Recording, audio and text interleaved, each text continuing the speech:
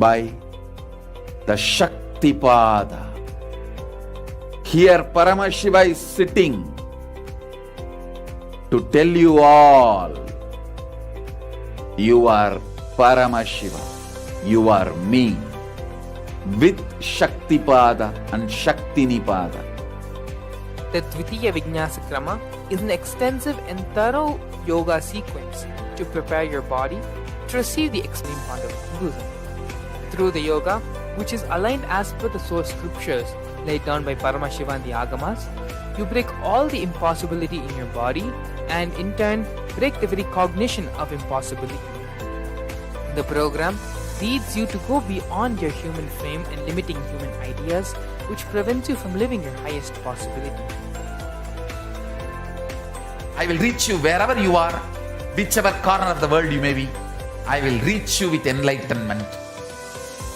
Again I tell you, I am not here to prove I am God, I am here to prove you are God.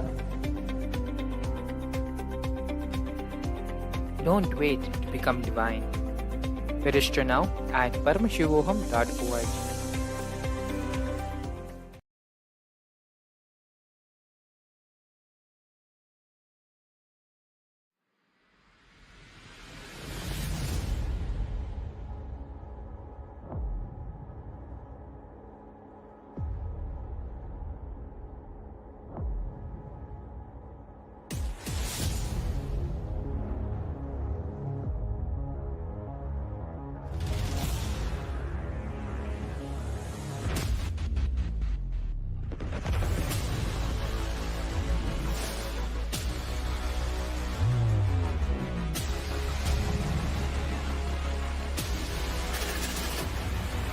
You will become Paramashiva.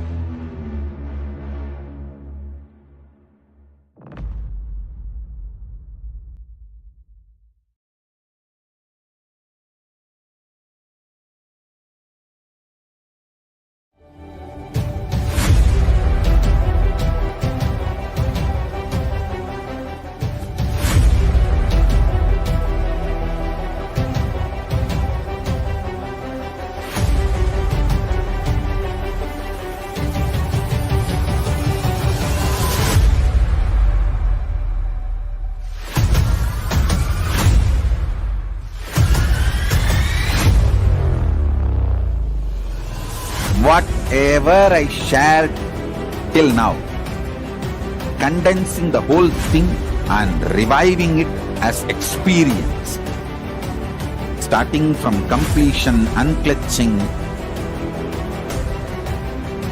power manifestation, the states of consciousness and the planes, multiple planes, everything.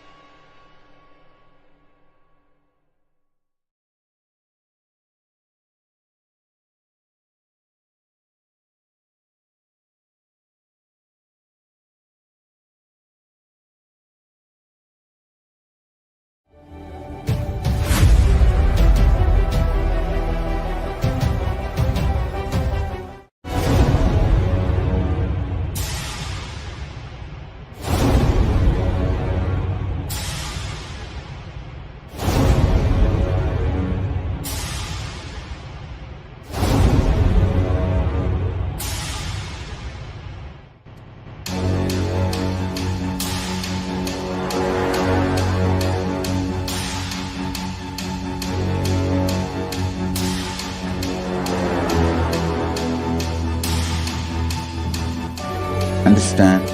Literally last 39 years from the age of 5, whatever Paramashiva manifested through teaching, speaking, writing, every way, condensing the whole thing and presenting it to you all as experientially in these 21 days through this Jnana Charya, Jnana Kriya, Jnana Yoga, Jnana is Mahaparamashivoham. Lifestyle for just Paramashiva. Rituals to be just Paramashiva. Yoga for just being Paramashiva. Jnana just Paramashiva. This Mahaparamashivoham is like literally the ultimate journey in a most safest way.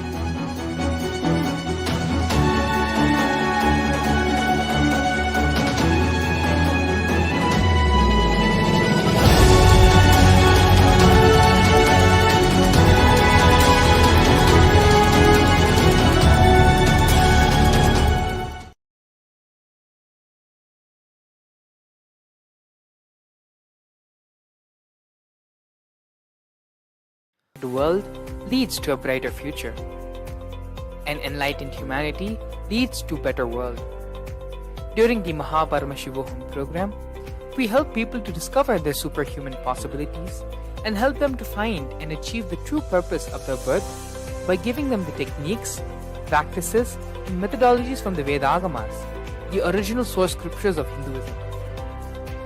The Supreme Pontiff of Hinduism is reviving the ancient original Vedas and Agamas in all its glory, in a user-friendly way for the modern mind.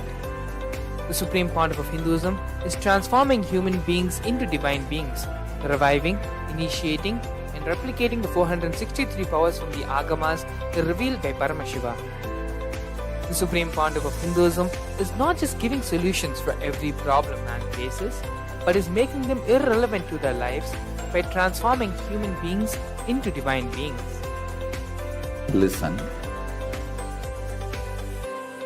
Any argument presented by your mind, body, your present reality to establish you are not Paramashiva. You are not omniscient, omnipotent, omnipresent.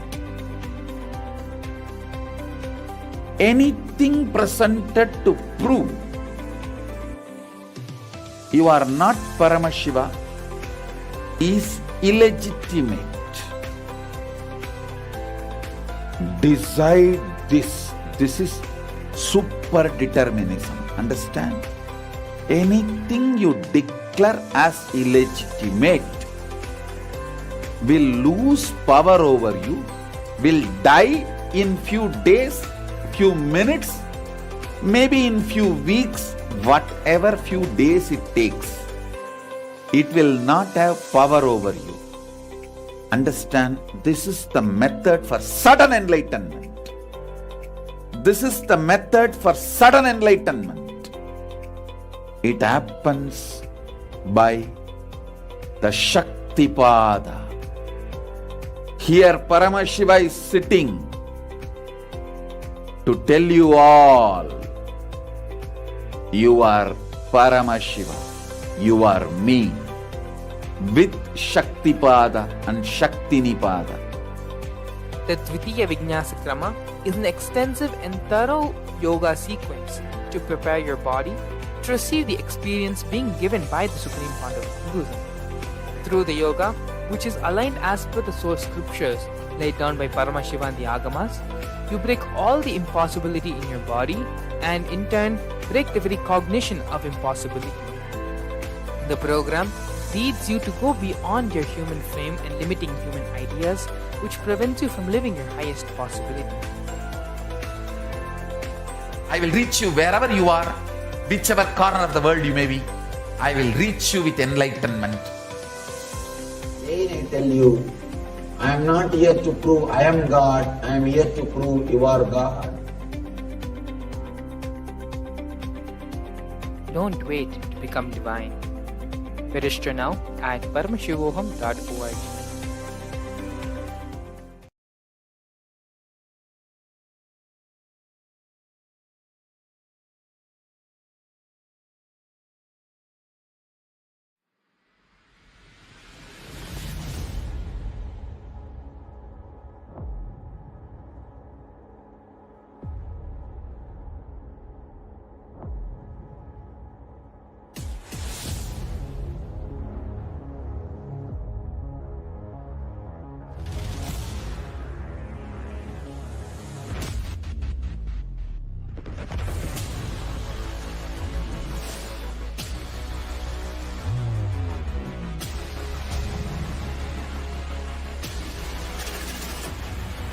You will become Paramashivam.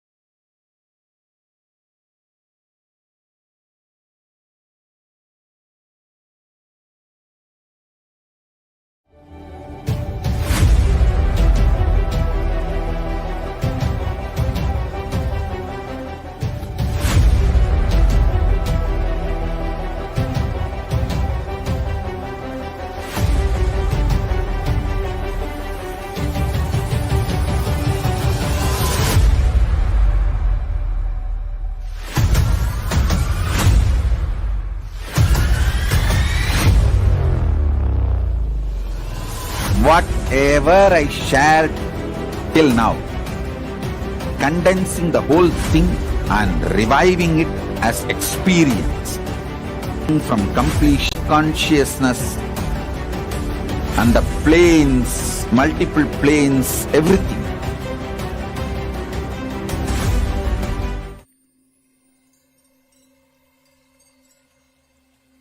I welcome you all with my love and respect. Let you all open all your three eyes. Om Nithyananda Paramashivam.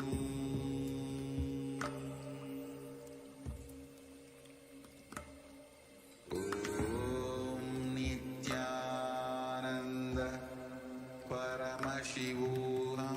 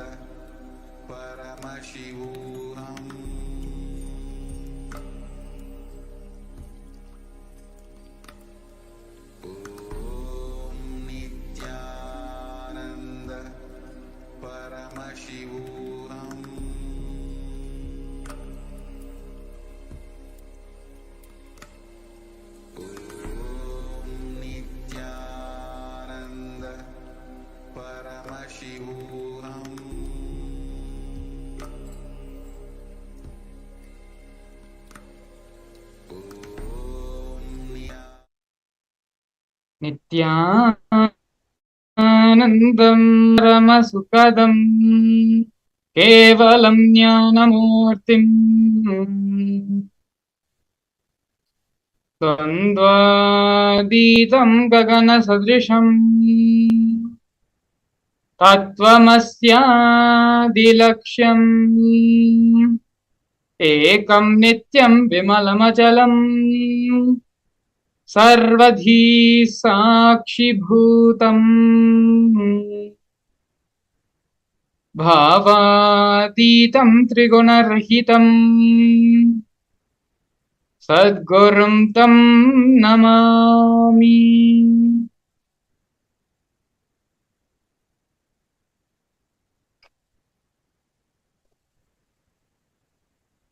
Yes, Nithyanam everyone, we welcome you all for today's another magnificent Bhava Samaya Darshan with the Supreme Pontiff of Hinduism, Bhagavan Sri Nithyananda Paramashivam. Today, the Supreme Pontiff of Hinduism is going to be gracing all of us with the darshan of Dakshinamurthy as the Vidhanya Dakshinamurthy Bhava Samadhi darshan. Before we directly enter into the program, we are first going to be looking at the introduction and learning about who is the Supreme Pontiff of Hinduism.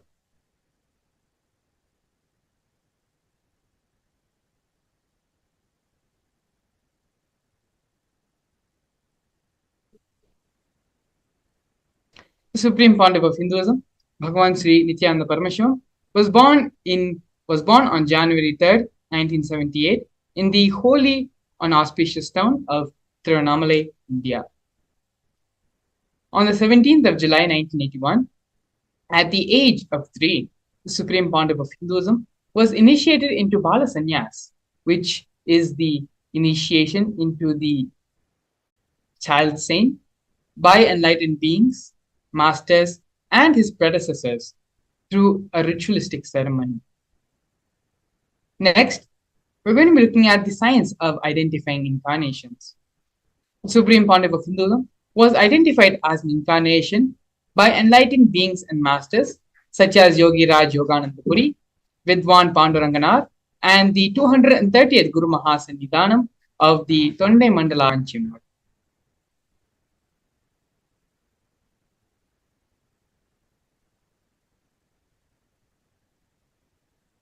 The Supreme Pontiff of Hinduism was coronated at the age of 16 to revive Kailasa. This photograph of the Supreme Pontiff of Hinduism was organized to be taken by his Vedanta Guru, Mata Vibhudananda Puri, also called Mataji Kupamata.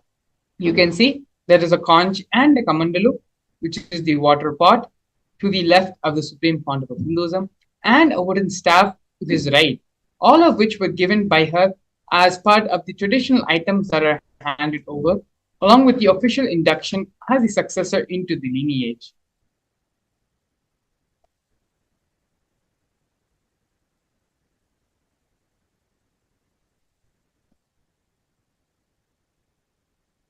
Here we can see the early days of the Nithyananda Sangha, of the revival of Kailasa. To the leftmost, we have a photo, a black and white photo of the Supreme Pontiff of Hinduism when he was with the Supreme Pontiff of Hinduism, constructed and built the temple monastery complex of his Guru, Mataji Vibhudananda Puri in Tiruvannamalai. This complex was built brick by brick by the Supreme Pontiff of Hinduism himself. On April 14, 2001, the Supreme Pontiff of Hinduism establishes the first Kailasa temple monastery in Tiruchengodu, South India. You can see the Supreme Pontiff of Hinduism's own handwriting annotation on the photograph, where the Supreme Pontiff of Hinduism has noted the auspicious occasion on this day. Next, in the year 2002, 1 year later, on November 4th, at the age of 24, the Supreme Pontiff of Hinduism establishes the headquarters, Adi Kailasa Sarvanyapeetham, in South India. By the age of 26, in the year 2004, the Supreme Pontiff of Hinduism conducts mass living enlightenment initiation conventions, taking people through powerful cleansing processes of our seven energy centers. These mass living enlightenment initiation conventions happened all across the globe in various parts of the world. In the year 2005, at the age of 27, the Supreme Pontiff of Hinduism was welcomed with the proclamation message by the Mayor of St. Louis, Francis G. Slade.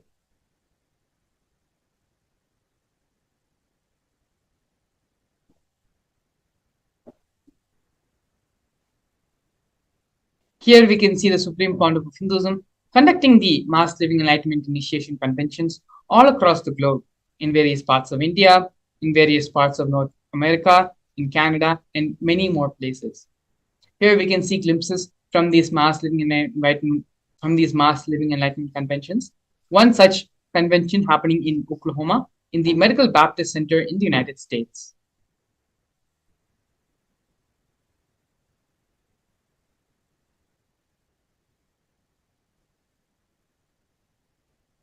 In the years 2015 and 16, the Supreme Pontiff of Hinduism initiated thousands into the mass living enlightenment during the Kumbh Mela festival, both in Nasik in 2015 and in the Ujjain Kumbh Mela in 2016.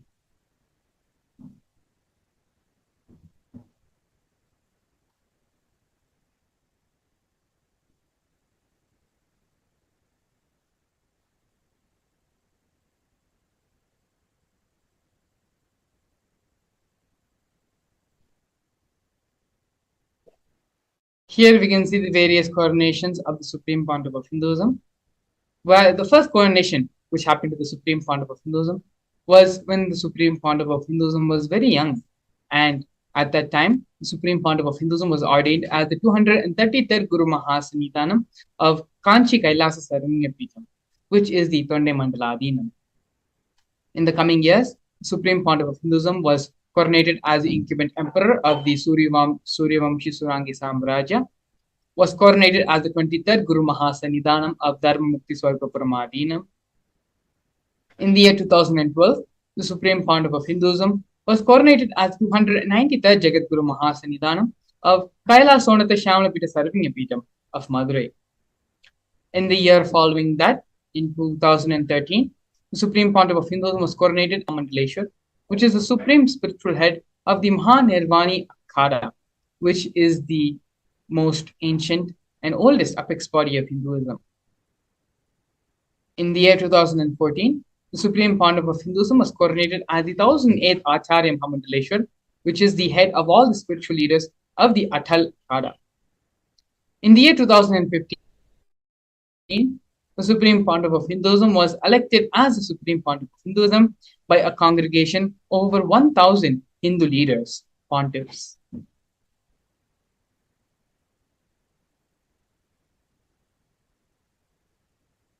Here, we can see and learn about the Kailasa nation. The sovereign state of Sri Kailasa is a macrocosmic, ancient, enlightened Hindu civilizational nation, whose vision is living enlightenment for all of humanity. Kailasa's mission is to revive, share with today's world the practical applications of the greater science of authentic Hinduism, including Hindu cosmic physics, Hindu alchemy, Hindu cosmology, Hindu biology, Hindu mathematics, the power manifestation science, and other sciences as revived by the Supreme Pontiff of Hinduism. These sciences were once practiced freely in over 56 nations across the continent, but are now facing extinction due to the persecution over a millennium.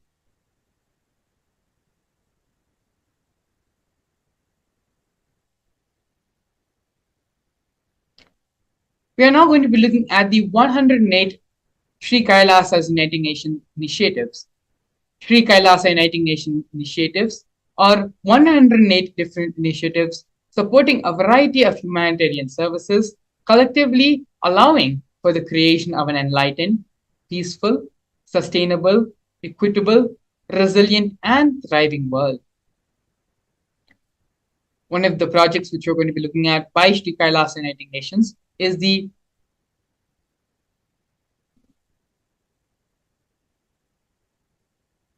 No Hungry Home project offered by Sri Kailasa United Nations for nutritious food and a hunger-free world. Kailasa, over the past 27 years, has served more than 1 billion meals.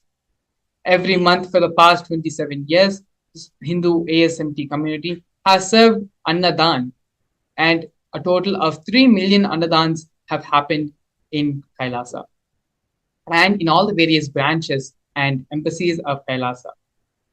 These Annadans were provided for all in religious gatherings to everyone without discrimination. 10,000 meals are served daily, free of cost, and up to 100,000 meals are being served on festival days.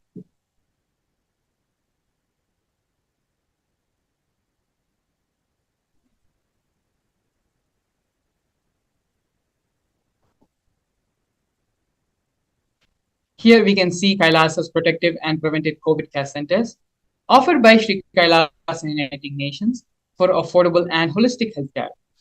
During the pandemic, the Supreme Pontiff of Hinduism converted his monastery campuses into a multi-layer quarantine facility free for all people, regardless of any difference in age, gender, caste, creed, ethnicity, color, or social-economic status. Food, shelter, internet, and all the basic facilities, including free medical services, were provided for an indefinite amount of time. More than 30 million citizens followed Kailasa's 28-day spiritual regimen in the year 2020.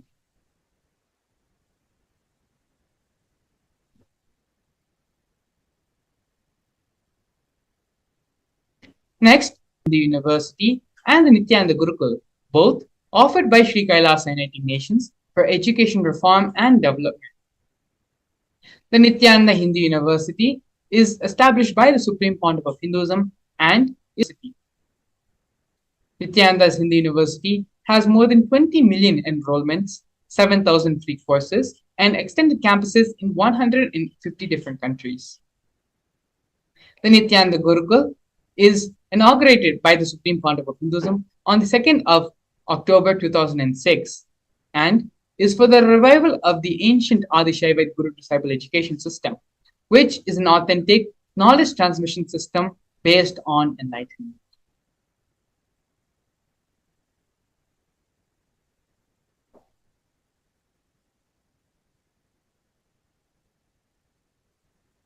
Here, we're looking at the Nithyananda Jnanalaya project and the Hinduismpedia offered by Sri Kailasa Uniting Nations for the protection of Hindu scriptures. The Nithyananda Hindu Jnanalaya project was established by the Supreme Pontiff of Hinduism to collect and preserve the 1 million Hindu scriptures while ensuring the knowledge is made accessible and shared free of cost to all, collecting and preserving 1 million source books on Hinduism. The Supreme Pontiff of Hinduism himself has authored 10,000 books in 3 different languages and translated into 50 other different languages, has published more than 10,000 articles, and has given more than 10,000 hours of free discourses with over 1 billion combined views.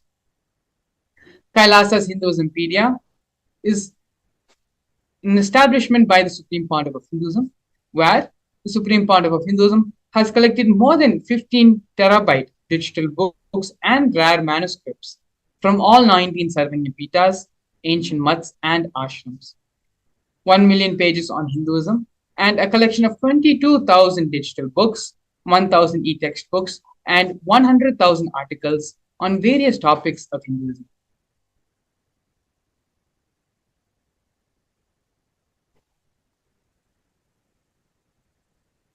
Here we're looking at the Confluences for World Peace offered by Sri Kailasa Uniting Nations for global peace and religious harmony. In the year 2009, the Supreme Pandav of Hinduism organized a month-long peace walk covering 1,000 kilometers and 1,000 villages to bring together in harmony from all walks of life to promote feeling connection and oneness among people. During the walk, health camps were conducted in villages along its path.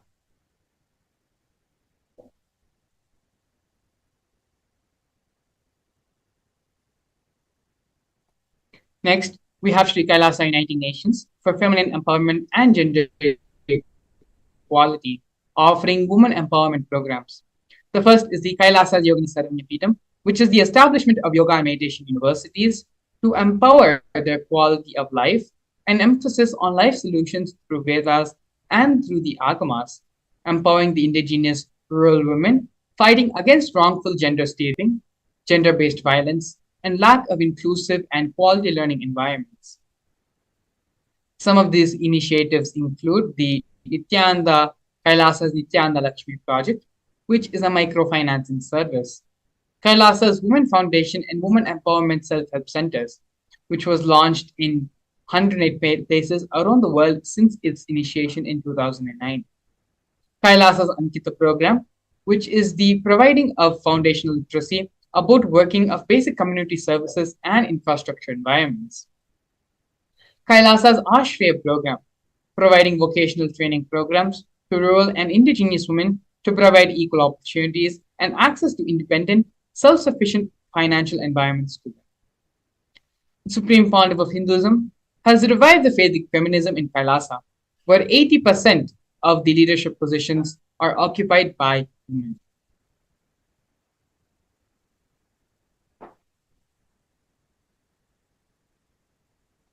Next, we are looking at the offerings made by Sri Kailasa Uniting Nations for Yoga in the form of the Nityananda Yoga.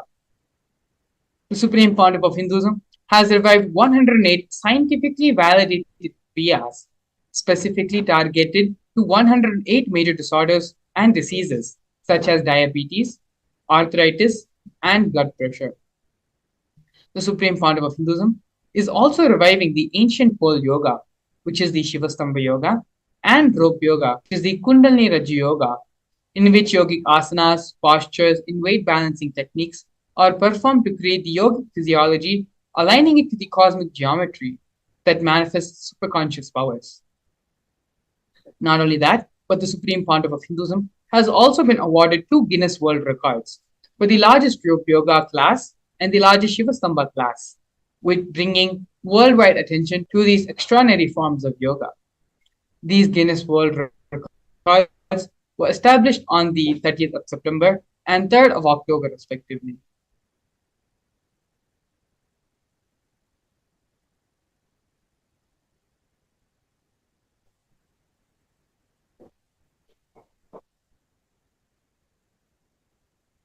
Next, we have one of the most historic moments in Kailasa history, where Kailasa, the first nation of Hindus, led by the Supreme Pandav of Hinduism, Bhagwan Sri Nithyananda Paramashivam, spoke on behalf of the 2 billion Hindu diaspora at the 14th session of the United Nations Forum on Minority Issues.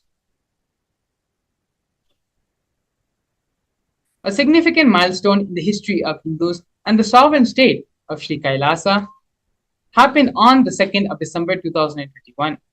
His Excellency Sri Nitya Moksha Priyananda, Ambassador Extraordinary and Plenipotentiary of Kailasa, represented the persecution of Hindus at the 14th session of the United Nations Forum on Minority Issues. The theme of the forum was conflict prevention and protection of human rights of minorities. This was the first time the plight of persecuted Hindu minorities was represented in the United Nations. The systematic and degenerational attacks on Hindu indigenous traditions were highlighted as a part of this meeting.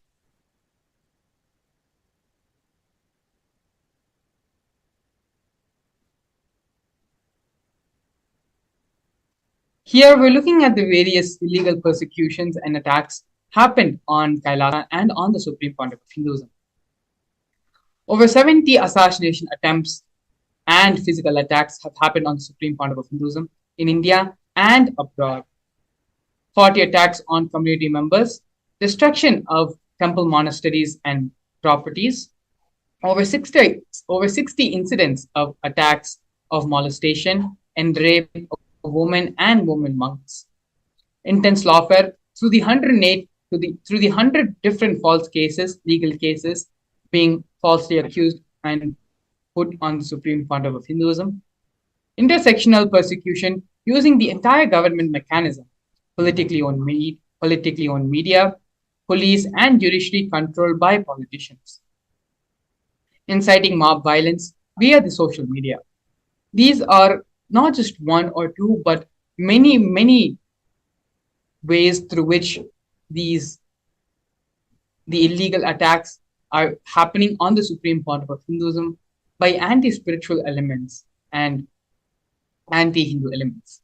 Despite all this, all the attack, all the illegal persecution happening on the Supreme Pontiff of Hinduism, the Supreme Pontiff of Hinduism, having the resolution and in his unwavering devotion and commitment to his gurus and to the revival of the Kailasa nation, the only nation for Hindus, the Supreme Pontiff of Hinduism, has now successfully established Kailasa nation. We are now going to be looking at, in the next segment, a very powerful and important part of the Supreme Pontiff of Hinduism's contributions to humanity, and that is the science of power manifestation. We're going to be looking at what exactly is power manifestation, the Shastra Pramana, scriptural reference for power manifestation, as well as a live demonstration of the various powers given by Paramashiva in the Agamas with the grace and blessings of the Supreme Pontiff of Hinduism. We will be back after a short break, in which we're going to be exploring and learning about the power manifestation science. A more intelligently connected world leads to a brighter future. An enlightened humanity leads to a better world. During the Paramashivam program, we help people to discover their superhuman possibilities and help them to find and achieve the true purpose of their birth by giving them the techniques, practices, and methodologies from the Vedagamas of Hinduism. The Supreme Pontiff of Hinduism is reviving the ancient original Vedas and Agamas in all its glory, in a user-friendly way for the modern mind.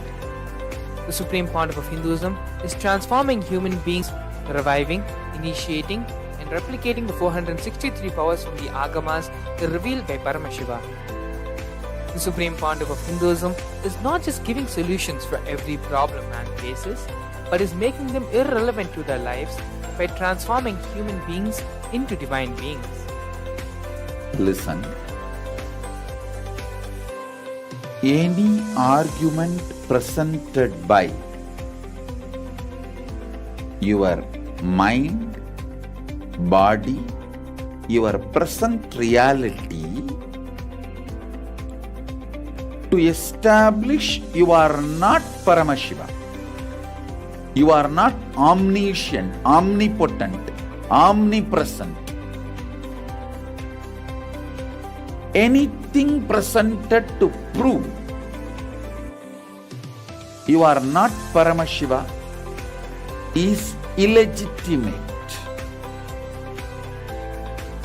Decide this. This is super determinism. Understand? Anything you declare as illegitimate will lose power over you, will die in few days, few minutes, maybe in few weeks, whatever few days it takes. It will not have power over you. Understand? This is the method for sudden enlightenment. This is the method for sudden enlightenment. It happens by the Shaktipada. Here Paramashiva is sitting to tell you all, you are Paramashiva, you are me, with Shaktipada and Shaktinipada. the Dvitiya Vinyasa Krama is an extensive and thorough yoga sequence to prepare your body to receive the experience being given by the Supreme Founder of Hinduism. Through the yoga, which is aligned as per the source scriptures laid down by Paramashivam and the Agamas, you break all the impossibility in your body and in turn break the very cognition of impossibility. The program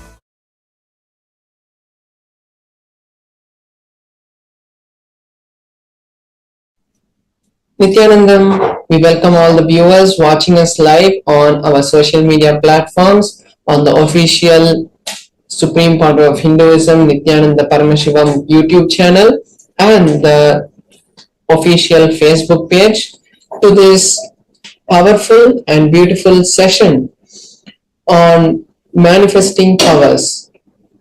In this session, we're going to be understanding and learning various aspects of power manifestation, like how is it helpful and how is it beneficial to our lives, what is the difference between the other people who manifest Shaktis, who manifest Siddhis, and the initiated disciples who manifest Shaktis. And ultimately, we are going to be having a powerful session, a powerful demonstration on the manifesting Shaktis of Paramashiva. So now let us understand first what are the powers and where do they come from. The powers actually come from the Vedas and Agamas, which are the source scriptures of Hinduism. And in the Vedas and Agamas, Paramashiva reveals in detail about how every human is hardwired to manifest the Shaktis of Paramashiva. Manifesting powers are given in detail in the Vedas and Agamas, a step-by-step methodology of how to manifest them and how, when we achieve enlightenment, how these manifestations happen.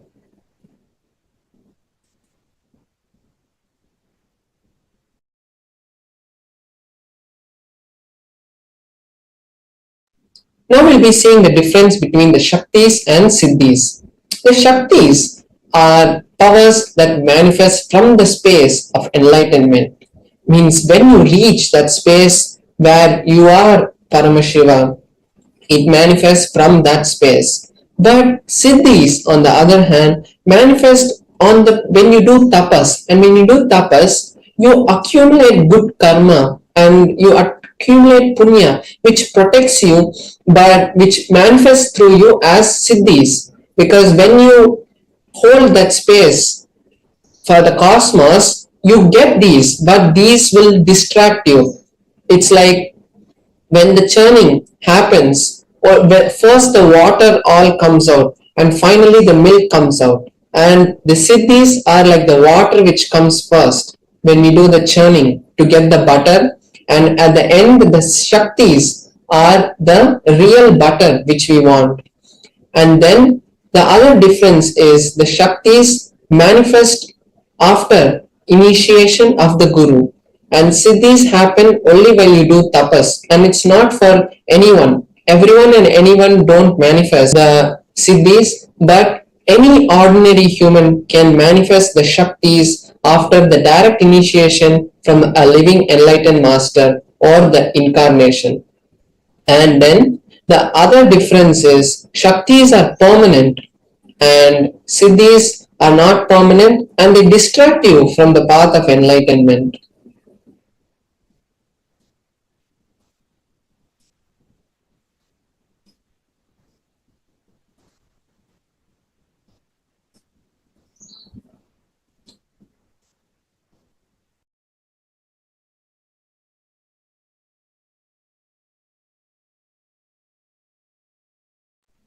Now we're going to be seeing the various pramanas. How are these powers derived? From where do we get these powers and how is it validated?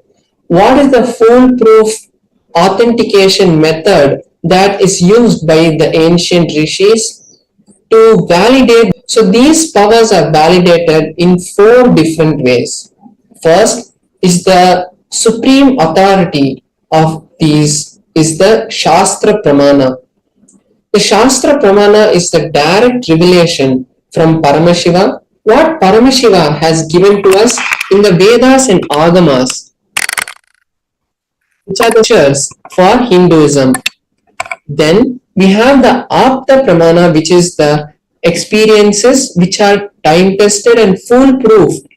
And after thorough research, the ancient rishis, who are the scientists, and the enlightened masters who have come before, like Ramana Maharishi and Ramakrishna, their experiences about these powers, how they manifested and how they had taught their disciples. So that is the Apta Pramana. The Atma Pramana is the validated experiences of the Supreme Pontiff of Hinduism.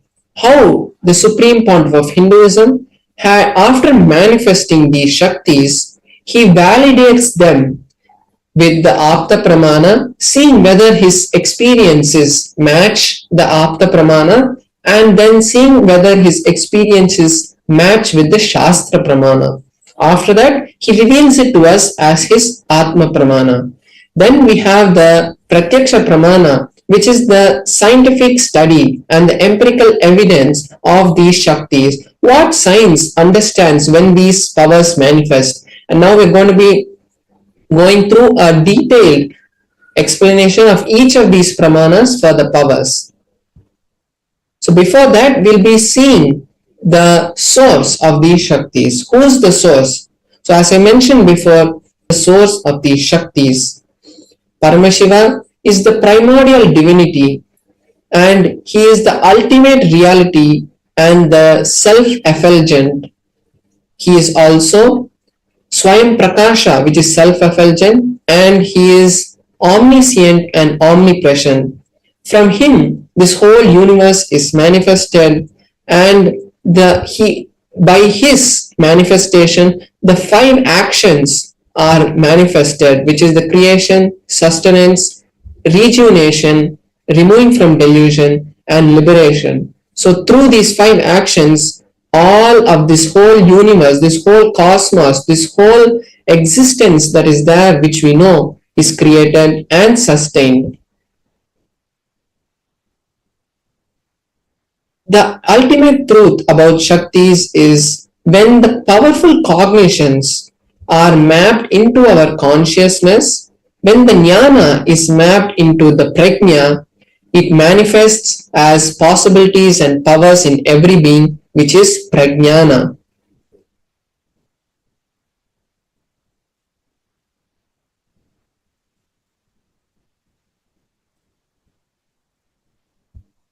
Now we are going to be seeing a detailed explanation for each of these pramanas that we saw: the Shastra Pramana, Apta Pramana, Atma Pramana, and the Pratyaksha Pramana.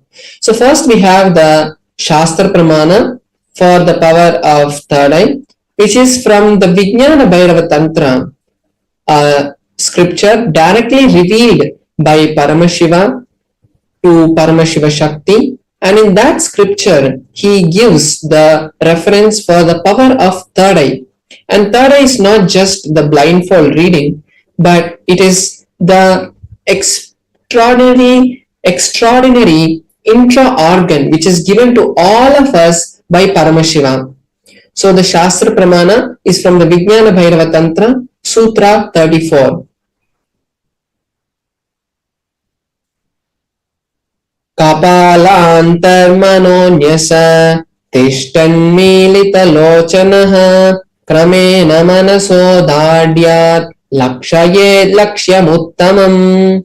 The translation for this verse is: by fixing the mind on the inner space within the crown center and sitting stably without any movement and having the eyes closed in succession, by that stability of the mind, the inner space, through the power of the third eye, one directly sees the ultimate lakshyam by having the vision beyond the sight that reveals any object or place, attaining the space of oneness with Paramashiva.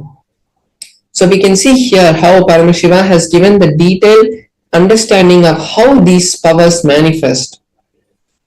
And it is by the space of ultimate oneness with Paramashiva. Now we are seeing the Apta Pramana for this power, which is from the Bhagavad Gita. The Bhagavad Gita is in the historical epic called the Mahabharata, and in the Mahabharata there is a dialogue between Arjuna and Krishna, where Bhagavan Krishna is the direct incarnation of Parandama and Arjuna is the disciple, is the friend of Krishna.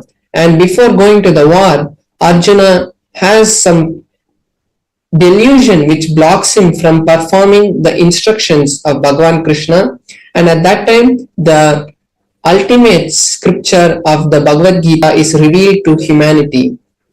So in that, the 11th chapter, Arjuna has the desire to see the divine vision, the divine darshan.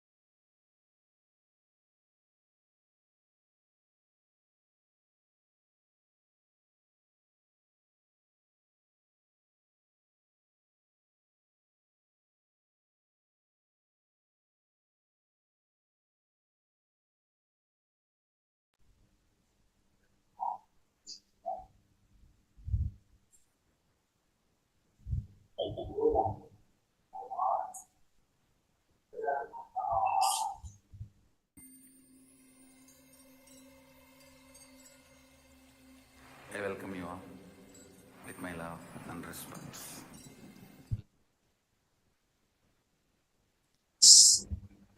Sorry for the technical glitch.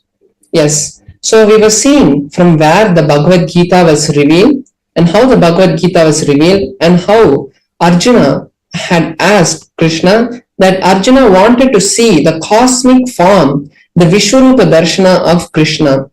So Arjuna asked Krishna, and Krishna says to Arjuna, my cosmic form with these physical eyes of yours, I grant you the divine vision of the third eye, behold my cosmic opulence. So this is the 8th verse of the 11th chapter, and after that what happens is Arjuna sees, Arjuna's third eye is awakened, and Arjuna is able to see the Vishwarupa Darshana of Bhagavan Sri Krishna. And then in the whole 11th chapter, Arjuna narrates that beautiful darshan that he has. Next, we'll be seeing the Atma Pramana of the Supreme Pontiff of Hinduism, how he experienced this power.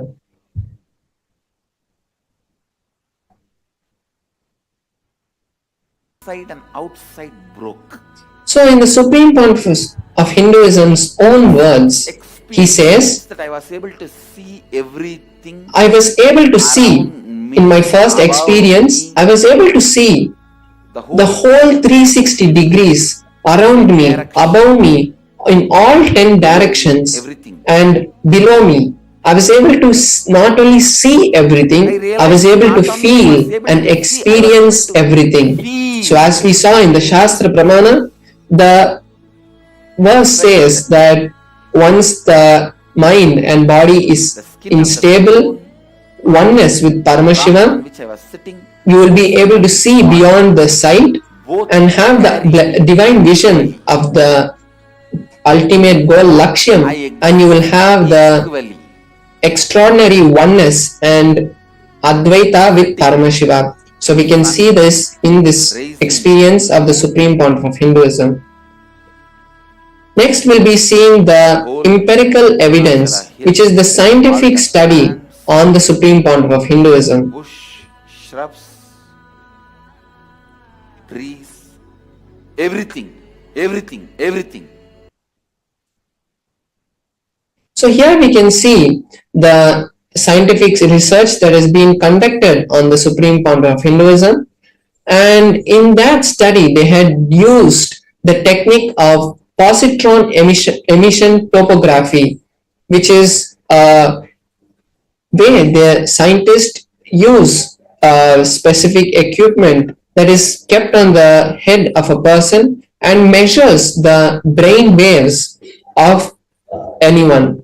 So we can see how in this picture the Supreme Pontiff of Hinduism itself is going through the research, and when they had done the measurements, they found high activity in the part of the brain which hosts the third eye, where the eye is. So in the frontal lobe of the Supreme Pontiff of Hinduism, they were able to high amount of activity being released, and 90% of the energy was from, and the whole rest of the brain was silent and had become dark.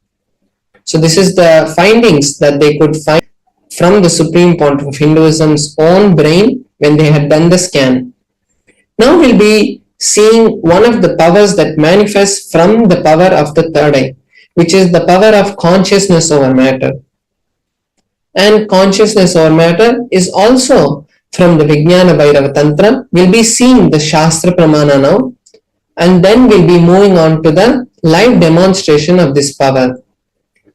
So the Shastra Pramana for the power of consciousness over matter is from the Vijnana Bhairava Tantra, Sutra 120, Dharana 95. Bhagavan Paramashiva says, Kvachid vastuni vinyasya shane drishtim nivartayet tajnanam chitta sahitam devi shunyalayo bhavet. The meaning is, having fixed one's eyes on a particular object, vastu, one should slowly withdraw the sight from that object as well as slowly eliminate the knowledge of that object. Then one should remove all the thoughts, one should unclutch from all the thoughts and impressions of that object.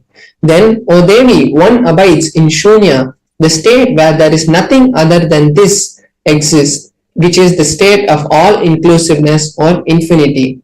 So as we can see, in this verse also, Paramashiva again emphasizes that from that space of oneness, from that space of Advaita, only all these powers manifest. So now we'll be having a live demonstration of this power, where I will be manifesting this power to all of you. So how we are going to be manifesting is, I'm going to be having my Atma Linga, which is a crystalline linga, which is energized directly by the Supreme Pontiff of Hinduism, and where he installs the direct energy of Paramashiva. It is a living form of Paramashiva that is given to all of us. And then with this Atmalinga, I'm going to be placing it on my hand, and through the oneness with Paramashiva, we're going to be seeing the Atmalinga stand. The greatness of this power is not that the Atmalinga stands, but when the Atmalinga stands, we really experience Paramashiva, and it gives all of you viewers who are watching us now that direct experience of Paramashiva happening, because we don't see Paramashiva physically manifest in our life other than through the Supreme Pontiff of Hinduism. But when Paramashiva wants to show that he is really manifesting through you and give you the confidence that he is alive and reciprocating to all your prayers, Paramashiva manifests through these divine Shaktis that he has given to us in the Vedas and Agamas. So now I'll be showing in a close-up camera my hand and the Atmalinga, and we will be able to see that there is no strings tied to my hand, there is no any other way that the Atmalinga can be moved other than through the power of the consciousness.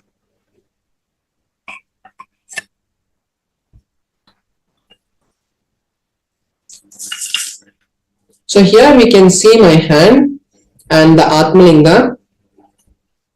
And the Atmalinga, as I said, mentioned before, it is made of a crystalline material, and the Atmalinga cannot be moved by a magnet, and we can see that my hand also, there is no kind of glue, there is no kind of strings tied. And when I'm going to be doing the manifestation, I'm also going to be having this tissue paper. So you can see that it's just a plain tissue paper, there's no strings or anything in it.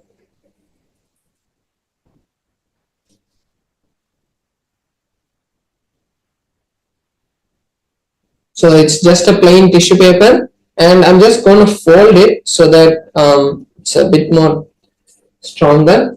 So here's the tissue paper, and now I'm going to be placing my Atmalinga on my hand. And when I manifest, I'll be showing you that I'll be doing this to show that there is no strings tied. So even now we can see that there is no strings tied. As I'm going in a full 360-degree rotation around my Atmalinga, we can see that even when I move my hand also, there's no movement in the Atmalinga itself. The Atmalinga is stable. So now I'll be chanting the Mahavakya intensely, and when I do that, we will be seeing that directly the Atmalinga is standing, and it is not the as I mentioned before, it is not to prove that we can manifest powers, but it is to show that Paramashiva is manifesting through all of us.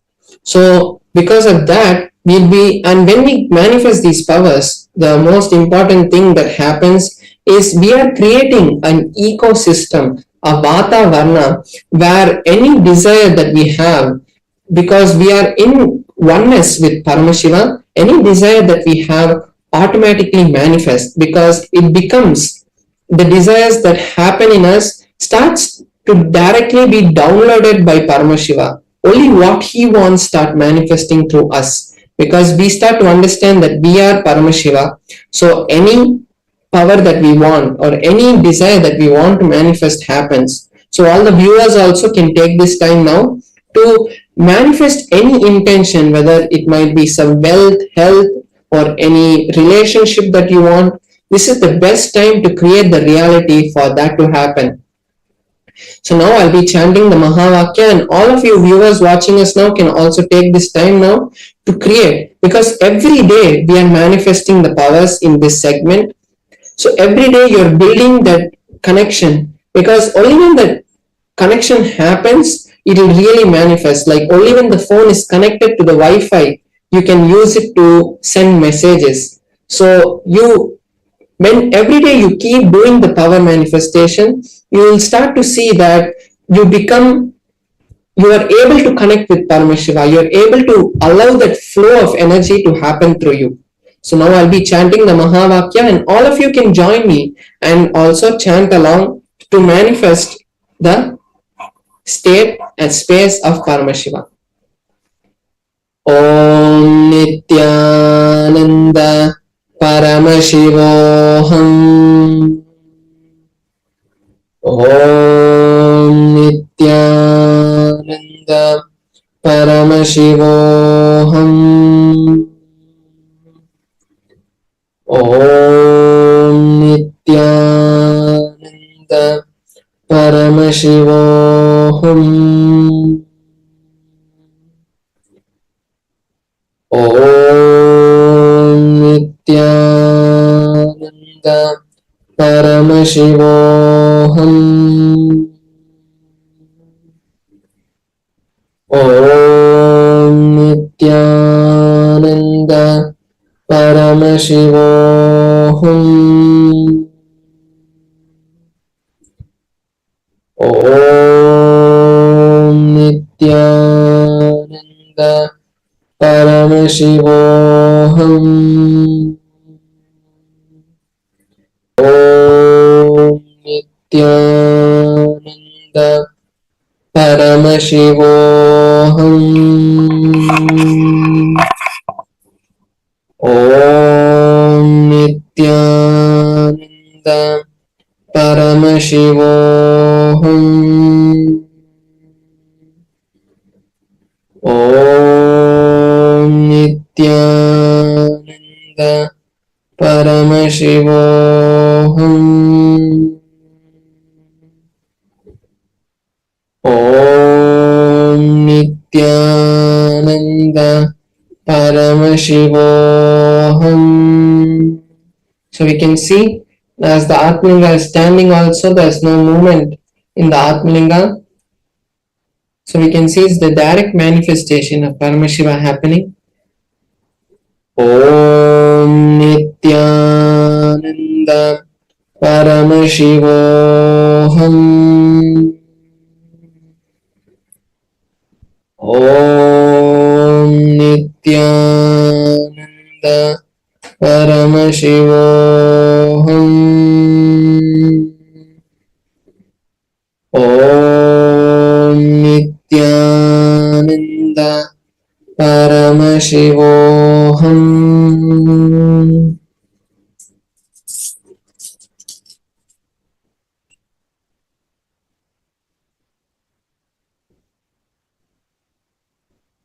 So we saw the beautiful manifestation of the Atmalinga moving, and this is the best opportunity for all of us to create any reality that we want. So the best reality that I think that all of us should create is Paramashivoham, because when we attend Paramashivoham, it is not just another spiritual retreat or online mind solutions or problem solving kind of program. It is a direct program at the Supreme Pontiff of Hinduism, who is the Nijavatara of Paramashivam, who has scientifically proven that these programs can create any reality in your life, is going to be conducting the Paramashivoham sessions. And when we sit in those sessions, what you think about wealth, health, powers, money, anything that you think, there'll be a change, because you will get the real understandings and real cognitions about these powers. And when you get that, you will be easily able to create anything in your life, because you're getting the password to the cosmos and you're getting the direct connection to Paramashiva. And when Paramashiva ordains, anything that you want will happen. So now will be, you can all take some time now to create that intention first. Maybe you don't have this cognition or understanding right now that your reality is being blessed by Paramashiva, because when he wants you to attend the program, when he wants you, it is only by his will that you can do anything. It is not being bound by Paramashiva, but it is the way that Paramashiva has given human beings the enough of freedom as they get responsible. So with responsibility, automatically freedom happens. So when we really understand that we are Paramashiva, that is the freedom and that is the responsibility that we are taking. So Paramashivoham is the best opportunity for all of us to create any reality and really manifest Paramashiva through us. So now we'll be moving on to the next segment, where we'll be learning some really powerful cognitions and understandings about our life. How using those powerful cognitions we can change a lot of problems that we are facing today and create the new future that we want. So we'll be right back with you after a short break. Thank you, Nithyanandam. A more intelligently connected world leads to a brighter future. An enlightened humanity leads to a better world. During the Paramashivoham program, we help people to discover their superhuman possibilities and help them to find and achieve the true purpose of their birth by giving them the techniques, practices, and methodologies from the Vedagamas, the original source scriptures of Hinduism. The Supreme Pontiff of Hinduism is reviving the ancient original Vedas and Agamas in all its glory, in a user-friendly way for the modern mind. The Supreme Pontiff of Hinduism is transforming human beings into divine beings, reviving, initiating, and replicating the 463 powers from the Agamas revealed by Paramashiva. The Supreme Pontiff of Hinduism is not just giving solutions for every problem man faces, but is making them irrelevant to their lives by transforming human beings into divine beings. Listen. Any argument presented by your mind, body, your present reality to establish you are not Paramashiva. You are not omniscient, omnipotent, omnipresent. Anything presented to prove you are not Paramashiva is illegitimate. Decide this. This is super determinism. Understand? Anything you declare as illegitimate will lose power over you, will die in few days, few minutes, maybe in few weeks, whatever few days it takes. It will not have power over you. Understand, this is the method for sudden enlightenment. This is the method for sudden enlightenment. It happens by the Shaktipada. Here Paramashiva is sitting to tell you all, you are Paramashiva, you are me, with Shaktipada and Shaktinipada. The Dvitiya Vijnasa Krama is an extensive and thorough yoga sequence to prepare your body to receive the experience being given by the Supreme Founder of Hinduism. Through the yoga, which is aligned as per the source scriptures laid down by Paramashiva and the Agamas, you break all the impossibility in your body and in turn break the very cognition of impossibility. The program leads you to go beyond your human frame and limiting human ideas, which prevents you from living your highest possibility. I will reach you wherever you are, whichever corner of the world you may be. I will reach you with enlightenment. Again I tell you, I am not here to prove I am God, I am here to prove you are God. Don't wait to become divine. Register now at paramashivoham.org.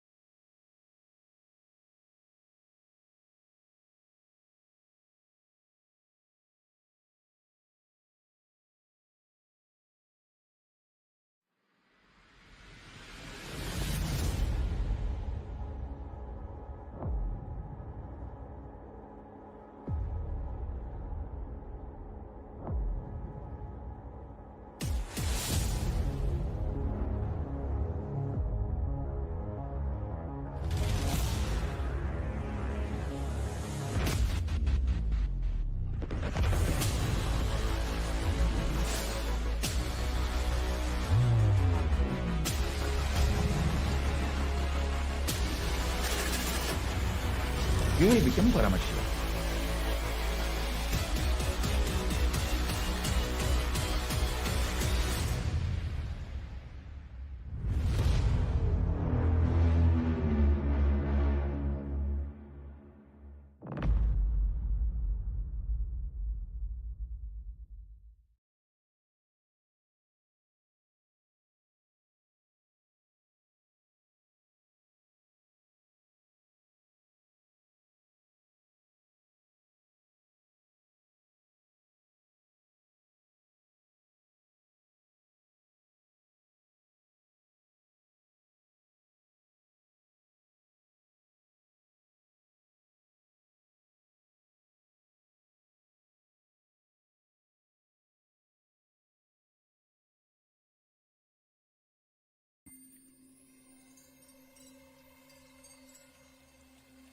I welcome you all with my love and respect. Let you all open all your three eyes. Om Nithyananda Paramashivam.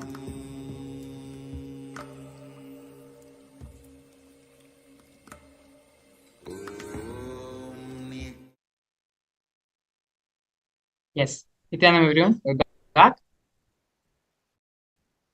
Beautifully, in the previous segment, we saw Paramashivam Maharaj demonstrate the powers of the third eye, displaying the science of power manifestation. Paramashivam Maharaj, with the grace and blessings of the Supreme Founder of Hinduism, was successfully able to manifest the power of consciousness over matter, where the Atmalinga in his hand he was able to move it from being in a horizontal flat position to a vertical standing position. These are just one of the many powers which Paramashiva has listed in the Vedas and Agamas, a total of 463. In this next segment now, we're going to be learning more about the Bhava Samadhi Darshan, which we are all going to be receiving today from the Supreme Founder of Hinduism with his grace and blessings. Dakshinamurthy. Dakshinamurthy is the embodiment of the Guru Tattva, of Guru in our life. Once there's a beautiful Leela, a story which happens in Mahakailasa, in the abode of Paramashiva. As we all may know, Paramashiva is mostly always in Samadhi, in the space of Nirvikalpa Samadhi. One day Devi Parvati, Parashakti, asks Paramashiva, "Oh Paramashiva, always you're in meditation, you're in contemplation, you're sitting in such a restful awareness, deep space, without attending to anything in the outer world, without attending to anything which is happening around you. What is it that you're so engrossed in meditating?" Paramashiva beautifully answers, "I am meditating on the Guru Tattva." It is through the Guru we achieve the ultimate. We experience and realize our oneness with the cosmos. We are now going to be watching a series of videos given by the Supreme Founder of Hinduism on this truth of the Guru Tattva, as well as the story of Dakshinamurthy. Dakshinamurthy Guru, the first Guru to happen on this planet. Before we enter into the segment, we request all your head, neck, and spine in a straight single line, and allow for the space of restful awareness to settle in your system. Let us move from the space of hearing to the space of listening, because it is only in the space of listening where everything that Swamiji says will be imbibed by our systems, will become a part of our cognition. So please sit straight, take a few minutes, and come back, relax yourself into the space of restful awareness. Keep aside all your electronic devices, gadgets, whatever it is that may be distracting you or may be a distraction for you during the session. Keep everything aside, close the door if you need to, and just sit with yourself in a space of deep restful awareness. We are now going to be listening to the great truths given by the Supreme Founder of Hinduism on the Guru Tattva and on Dakshinamurthy.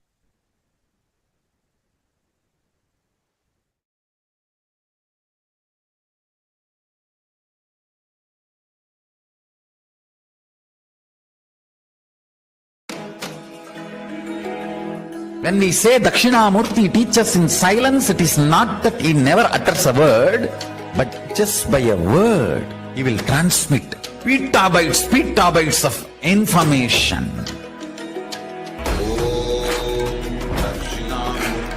He sat as Dakshinamurthy in his formless space. His very presence vibrated, and all the rishis received that great truths. Dakshinamurtaye cha vidmahe jnanahastaya dhimahi tanno dhisha prachodayat. Om Dakshinamurtaye cha vidmahe jnanahastaya dhimahi tanno dhisha prachodayat. Om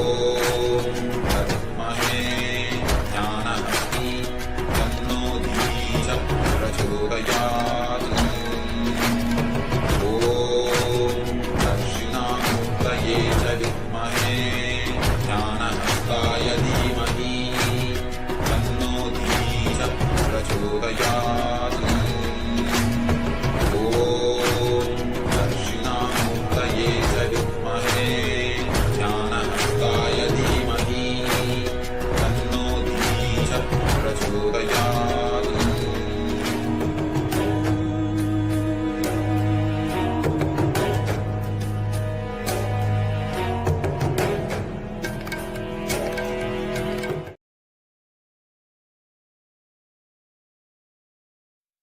So,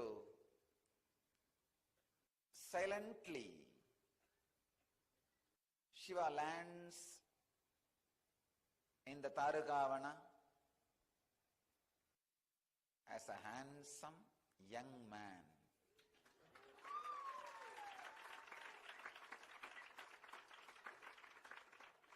And the extraordinary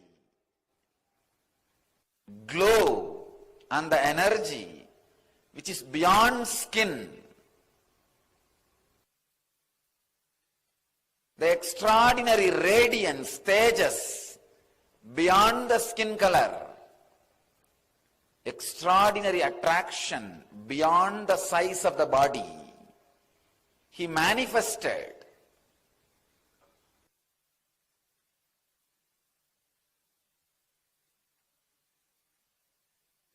as this young man filled the whole Tarugavana. And he went round the Tarugavana in the name of begging to collect food. His Parivrajaka Yatra.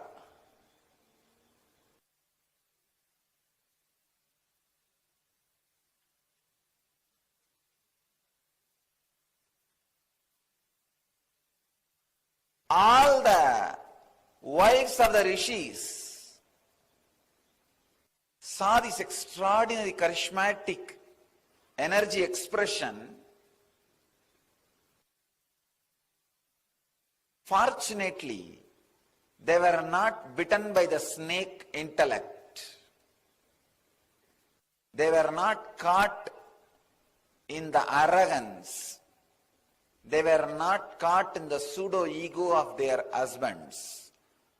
These Tarugavana rishis, some of the great intellectuals, because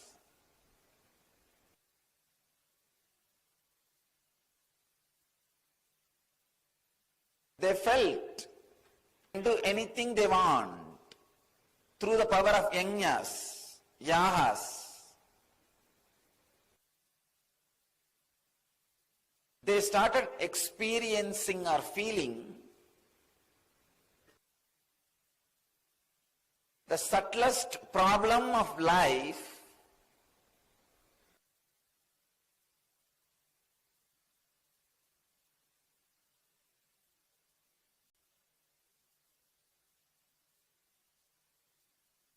pseudo-ego asserting itself as ultimate. So, silently, Shiva lands in the Tarugavana as a handsome young man.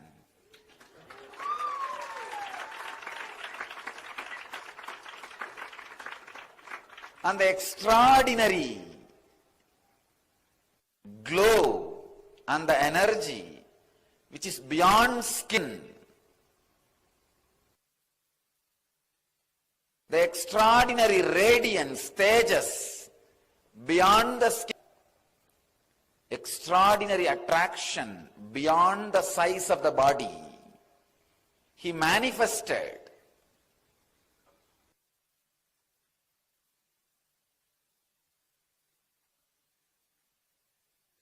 as this young man filled the whole Tarugavana. And he went round the Tarugavana in the name of begging to collect food. His Parivrajaka Yatra.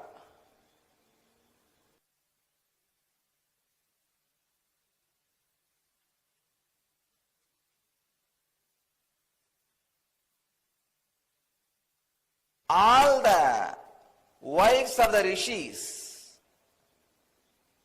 saw this extraordinary charismatic energy expression. Fortunately, they were not bitten by the snake intellect.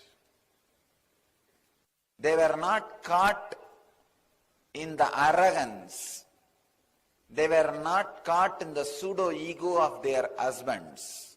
They saw this young man, ascetic, a sadhu,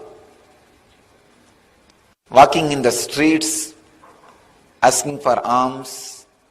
Not only they gave food, they just lost themselves in his presence and glory.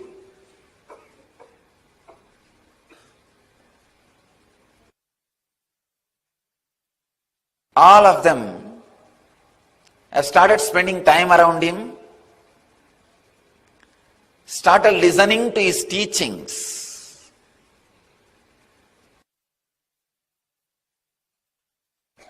Imbibing those ideas. The problem started in the house. So it is too much. Within 2 days, there was a meeting of all the intellectuals, big discussion, how to stop this young sadhu going around and begging and giving lessons and teachings and taking classes. Something immediately need to be done, otherwise we will not have anybody in our house. We will be left all by ourselves. Everybody has started following them. They created a violent plan. We need to destroy him, finish him off. So they gathered.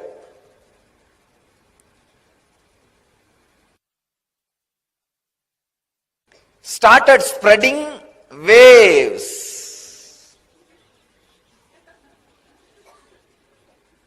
Those days, yajna. Those days, yajna means what?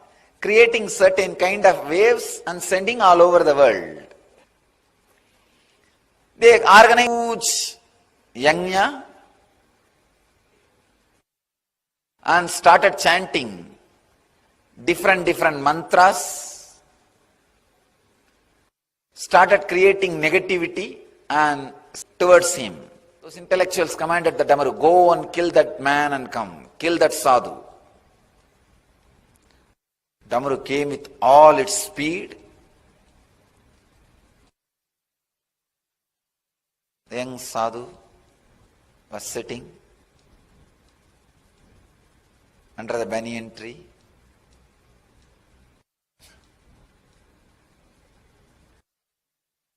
The light smile, opened his eyes and saw what is coming. The Damaru with all the vigor and power was trying to come near to destroy. All this young sadhu did, he just caught it and kept in his hand to play whenever he wants. Then they created another huge weapon. It's called Maru. They sent that weapon. All right, at least you go and destroy him and come back. Neither Damaru nor Deer did the job. You go.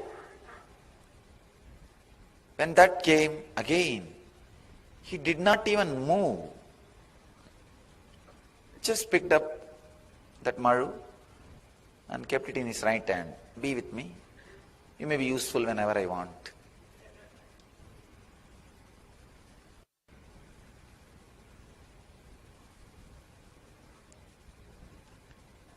It's too much. Then they created a tiger out of that fire and sent. Mahadeva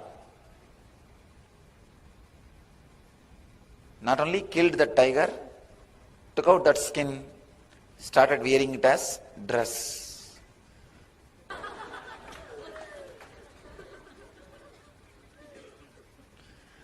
So he started wearing it as dress.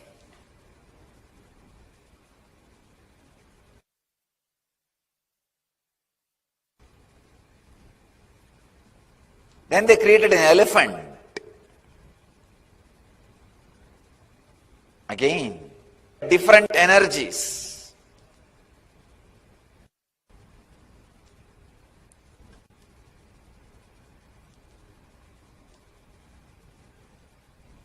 Finally created a asura, dark,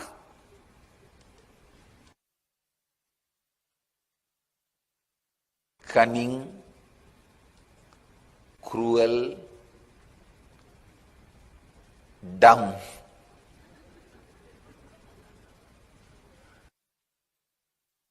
Muyalaka. They said, you go and do some conspiracy, create some problem, destroy this young sadhu. Shiva did not even bother. He just picked him up and put him at the feet. He was dead. But these asuras are dangerous. Even if they are dead, you have to always keep 1 foot on them so that they don't come back. He puts his feet.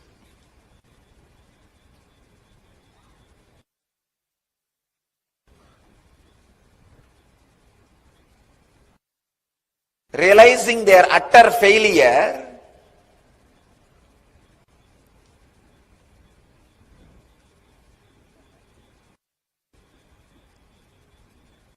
they tried to do all possible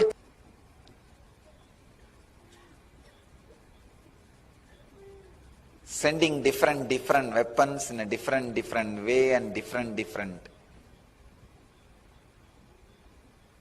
negative energies. But nothing could hurt Mahadeva. Nothing could hurt that young sadhu. Everything goes and just surrenders itself at his feet. They were shocked, surprised, unable to understand what is going on, confused, completely disturbed. The very fire, Agni, in which they do the homa and create anything they want, that very fire they commanded, come on, it is time, you go and destroy him, or we will be destroyed. The fire comes in full speed. That's the last weapon they had.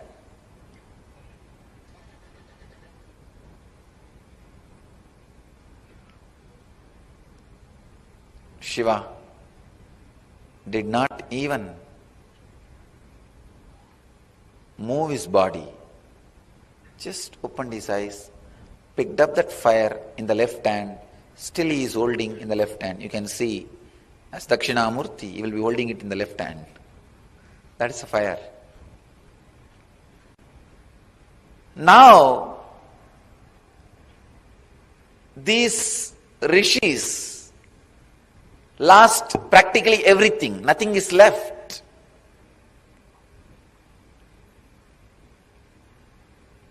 It is too much, too strong lesson for them.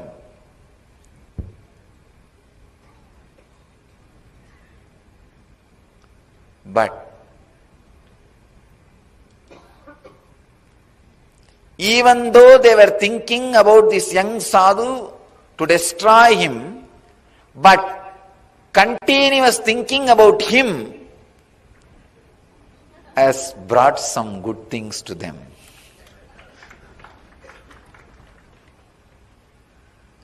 Those rishis are fortunate. Maybe the layer of negativity they carried was very less. Just because they were constantly thinking about him, they finally decided, if there is somebody who can stand all the negative things we can do and still be calm, composed and continue what he wants to do, then he must be extraordinary power. They had little intelligence also along with their intellect. Fortunately, they went and surrendered at the feet of Mahadeva. Because they surrendered, Shiva gave knowledge to them also. Not only he saved humanity from these atheistic intellectuals, because they also surrendered, he saved them also from themselves. By his presence, intense silence, he liberated them, enlightened them, made them to understand just the karma or the extraordinary powers are not ultimate. There is something more than that. Understand this story.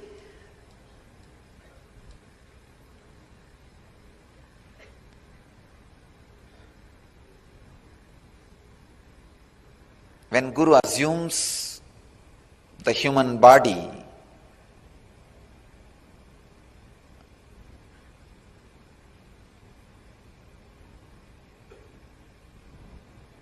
when he comes down to the human frequency to save humanity from atheistic intellectuals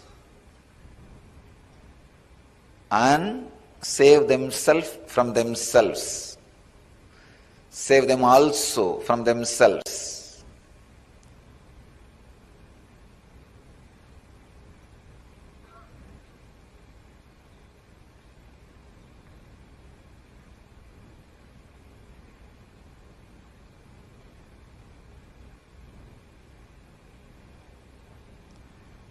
The essence he radiates itself is power. Because of his extraordinary energy and silence and the spiritual presence, any negativity comes, just dies down and starts in a positive way.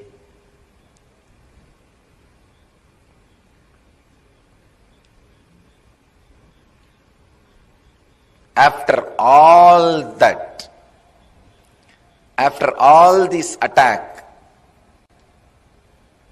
still he is sitting silently in the banyan tree, radiating his presence.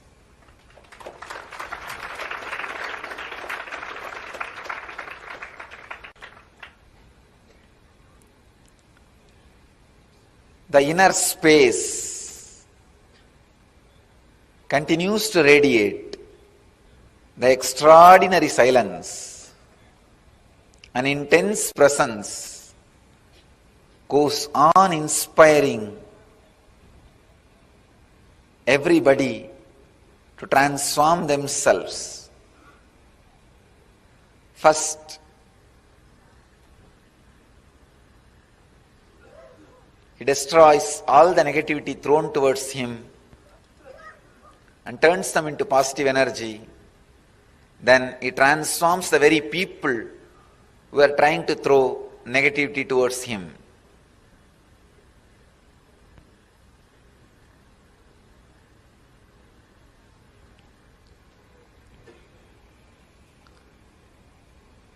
Remember, in each one of you, there is an inner space which is Dakshinamurthy. Shiva happening in human body, Atma Guru, who goes on transforming any negativity thrown at you as positive. Any incident happening, life throws at you, understand, bring it to that space. It will turn that into positive. If life is throwing fire at you, bring it to the Dakshinamurthy. He will turn that into positive. Anything brought to him turns positive.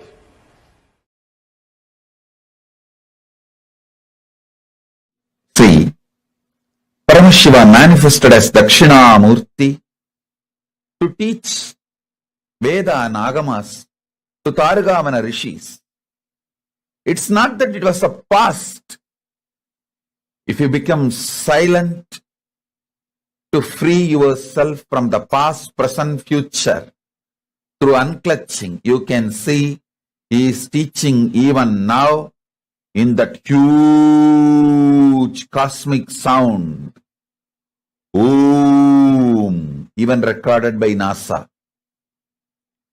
That soundless sound, Anahata Dhvani. Om. If you can hear it through the deep unclutching, you can see Dakshinamurthy teaching you now. Then Mahadeva withdraws Adi Shakti into himself. He sits as Sadashiva and Adi Shakti together. That is what is Dakshinamurthy form. That is why in all Rajeshwari temples there will not be Shiva. In all Dakshinamurthy temples there will not be Devi. Because in Dakshinamurthy form he is both. In Rajeshwari form he is both. When the male component is sucked into the female component, he is Rajeshwari. When the female component is sucked into the male component, he is Dakshinamurthy. In no Dakshinamurthy temple, there will be Devi. So he sits as Dakshinamurthy.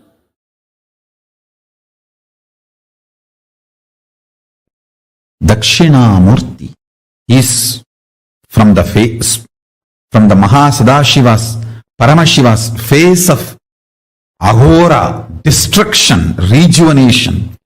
From that face, Dakshinamurthy comes out. Meaning, all the great are ferocious. It will just purify you.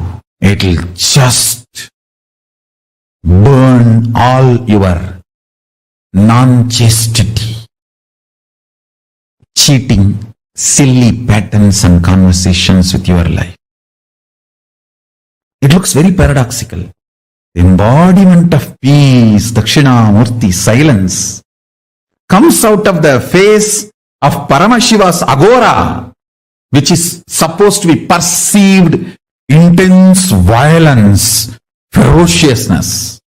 Teacher is the ultimate rejuvenator. Guru is the ultimate rejuvenator. He removes everything you know as you and he manifests everything is real you. The real you swallowing everything you know as you is chastity. Allow the chastity to Paramashiva manifest in you. Let real you eat and swallow whatever you know as you. I am not singing. Wake up when Dakshinamurthy teaches. Don't wait for Kalabhairava to come and wake you up. And you need to know both came out of the same face, Agora. Maybe Paramashiva always tries to show Dakshinamurthy of his Agora face. And if you don't listen, then only he has to allow Kalabhairava to manifest. Chastity will never create conflicts. It will bring tremendous fulfillment.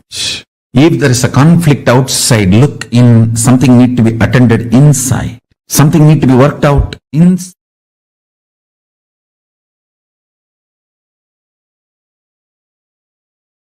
Ferociousness is a straight, intimate, raw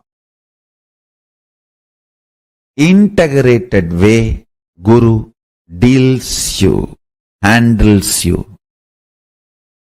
If he has to strategize and present himself very sweetly to you, understand you do not have an integrated relationship with him. You have a strategic relationship. He will also be having a strategic relationship.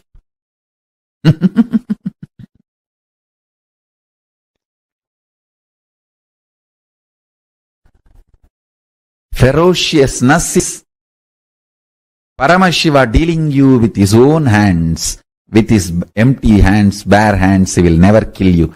He will only hug you. Anything you see other than ferociousness, all forms of sweetness, is handling you through a strategy, means some weapon. The weapon may be looking very comfortable.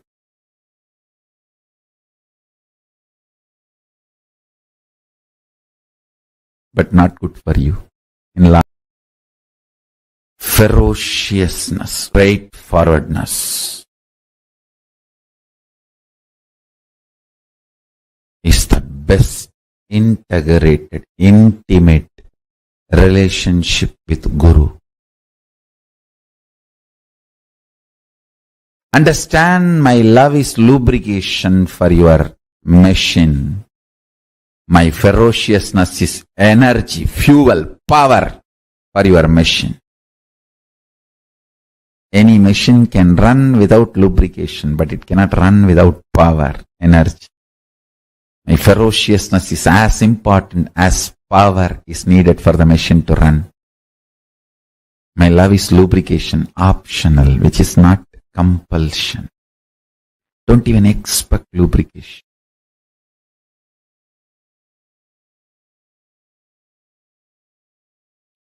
Sound of Dakshinamurthy and silence of Dakshinamurthy need to be understood in reality.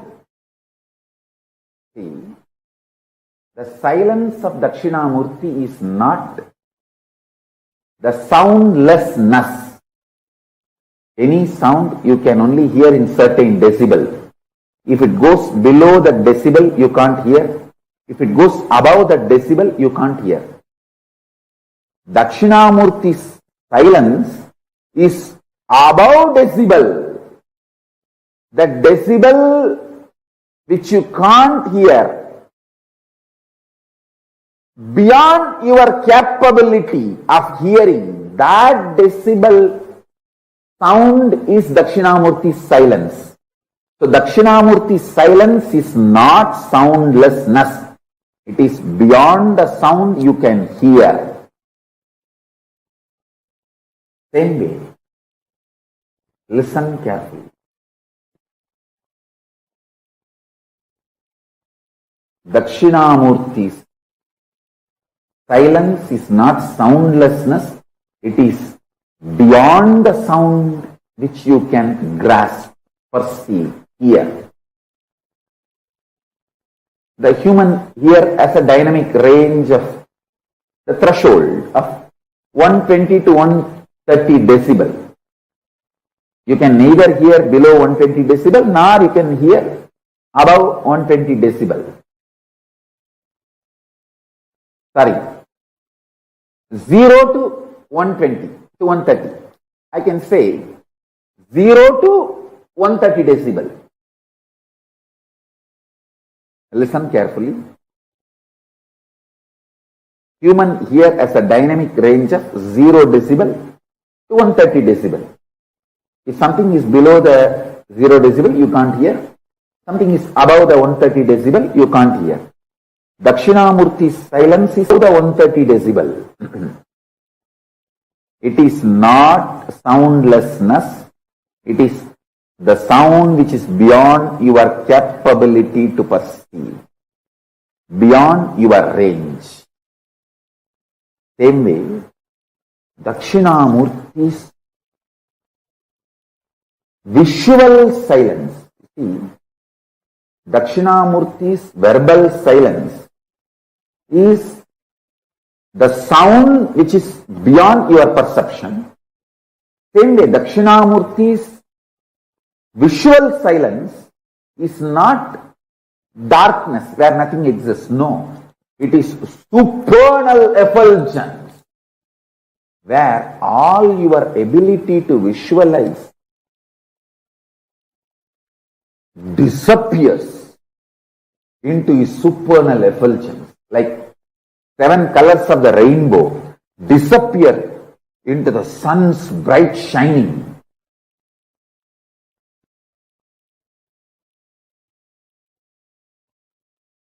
Your ability to visualize dissolves, disappears into the supernal effulgence of Dakshinamurti. Understand? The supernal effulgence of Dakshinamurti and supernal silence of Dakshinamurti. Then you will understand the right knowledge, right clue about the existence of Paramashivatva. If you understand this one truth, today you can manifest powers. The common frequency the human ear can hear is like a 20 to 2000 hertz. 0 decibel to 130 decibel maximum. 20 to 20,000 hertz or 0 to 130 decibel. That's it. If it is below 20 hertz, you can't hear. If it is above 20,000 hertz, you can't hear. Dakshinamurti's silence is above 20,000 hertz.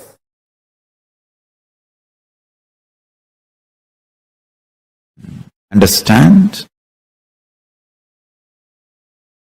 Nirvikalpa Samadhi. Paramashiva resides in Nirvikalpa Samadhi and radiates it in the form of Dakshinamurti.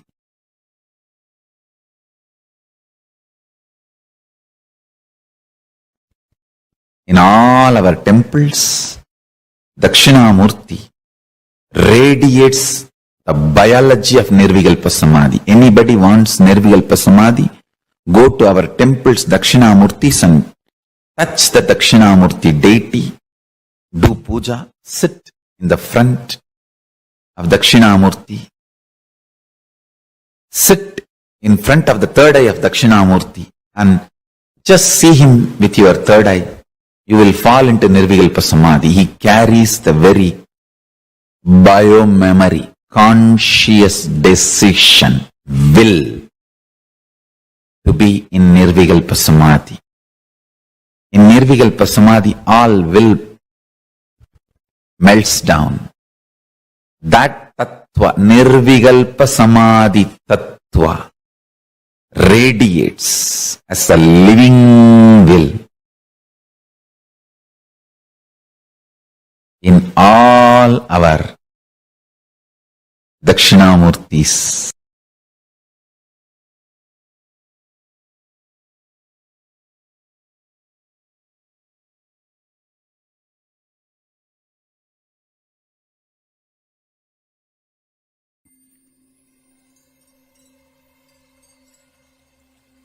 I welcome you all with my love and respect. Let you all open all your 3 eyes. Om Nithyananda Paramashivam.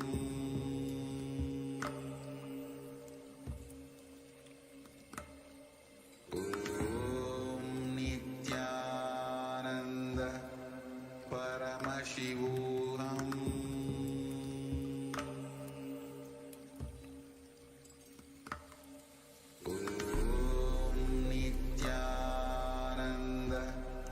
Paramashivam.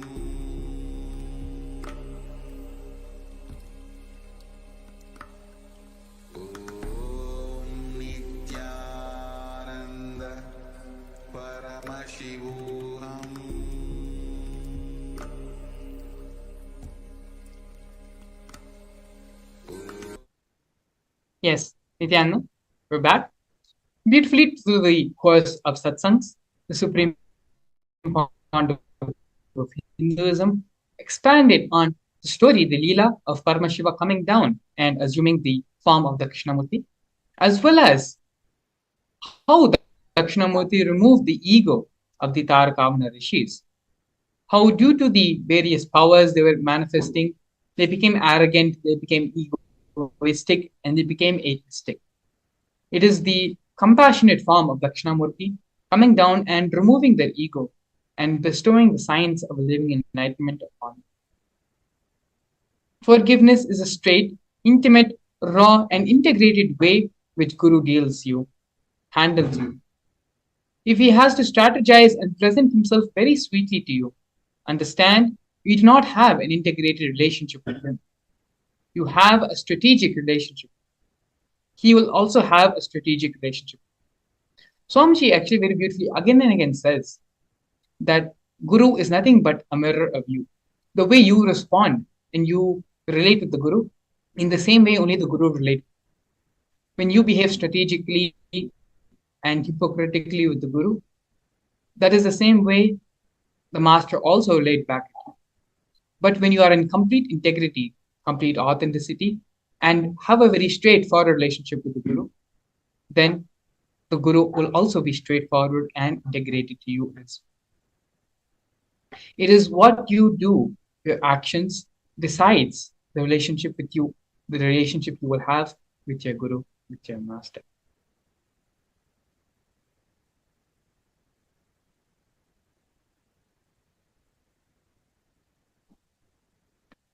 It is now time to bring ourselves back, to align ourselves to have integrity with the Guru.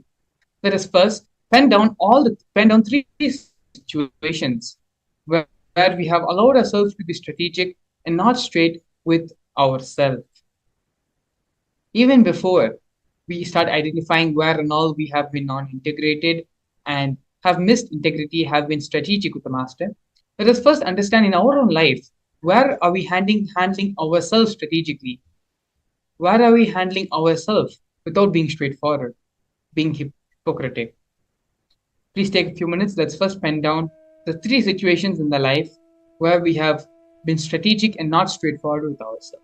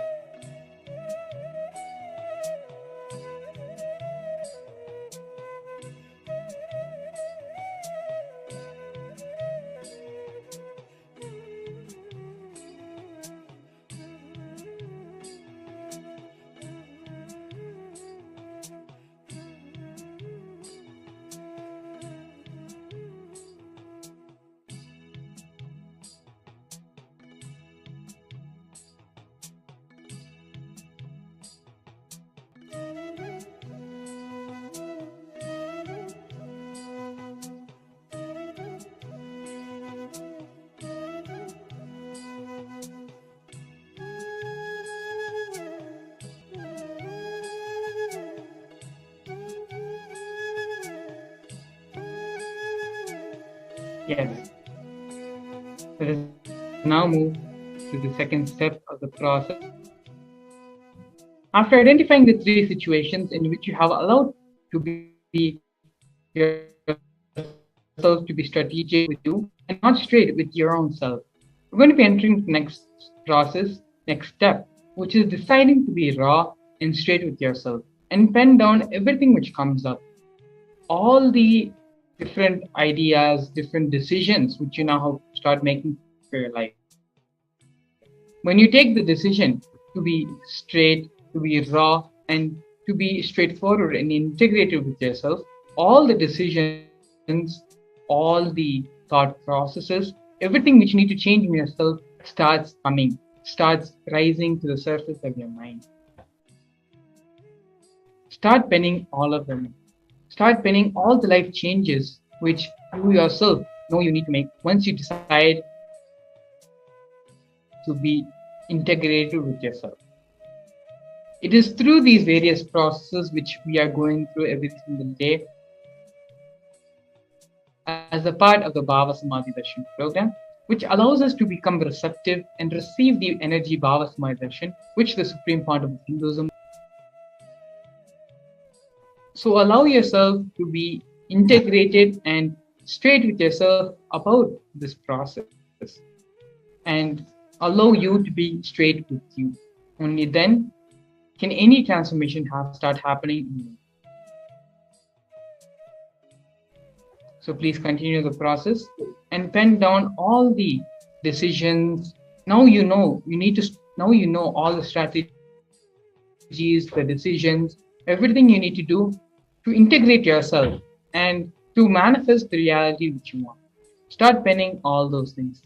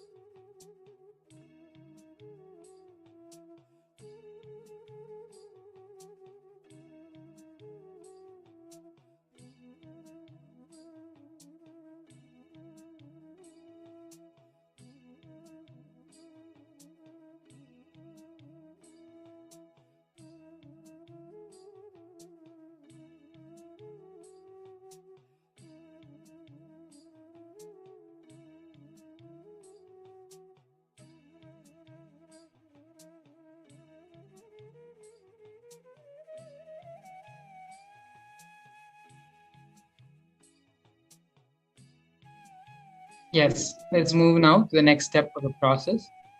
Deciding consciously. I am moving up this strategic relationship. I will have a straight relationship with myself and with Swamiji. Take the strong decision, strong stance, conscious will with yourself about how you're going to relate with yourself, how you're going to relate with the Guru, with the Master, with Swamiji, and start allowing the integrity with the Guru to flower. With this, we come to the end of this segment. We are now going to be practically and right in front of your eyes, going to be causing and manifesting your reality. Joining us in the next segment, we have a few devotees, as well as Crown Prince Balsant of the Nithyananda order of Kailasa, who's going to be leading us into the next session of causing our realities. Please stay tuned. We'll be back after a film.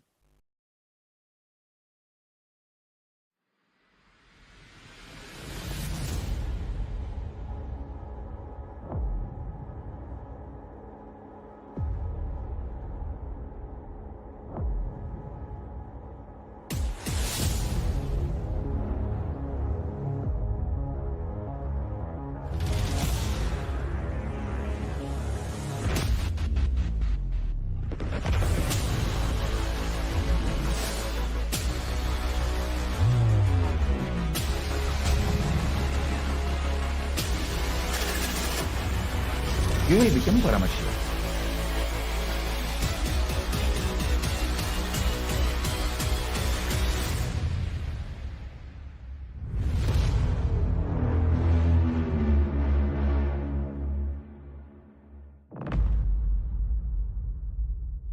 A more intelligently connected world and enlightened humanity leads to a better world.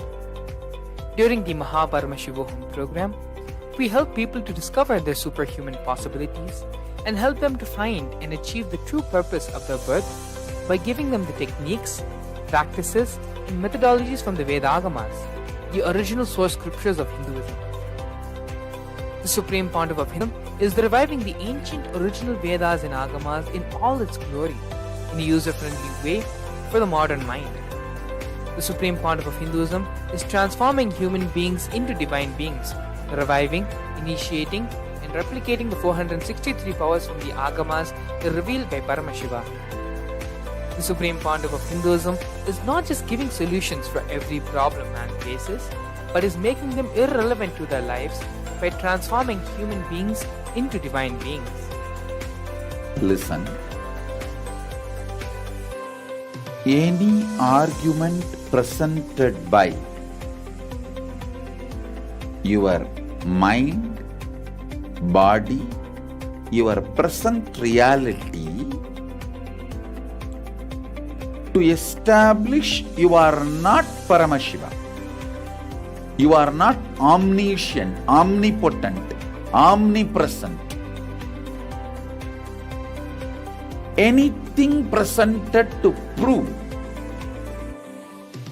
you are not Paramashiva is illegitimate. Decide this. This is super determinism. Understand? Anything you declare as illegitimate will lose power over you, will die in few days, few minutes, maybe in few weeks, whatever few days it takes. It will not have power over you. Understand, this is the method for sudden enlightenment. This is the method for it happens the Shaktipada. Here Paramashiva is sitting to tell you all, you are Paramashiva, you are me, with Shaktipada and Shaktinipada. The Dvitiya Vijnasa Krama is an extensive and thorough yoga sequence to prepare your body to receive the experience being given by the Supreme Pontiff of Hinduism. Through the yoga, which is aligned as per the source scriptures laid down by Paramashiva and the Agamas, you break all the impossibility in your body and in turn break the very cognition of impossibility. The program leads you to go beyond your human frame and limiting human ideas, which prevents you from living your highest possibility. I will reach you wherever you are, whichever corner of the world you may be. I will reach you with enlightenment. Again I tell you, I am not here to prove I am God, I am here to prove you are God. Don't wait to become divine. Register now at paramashivoham.org.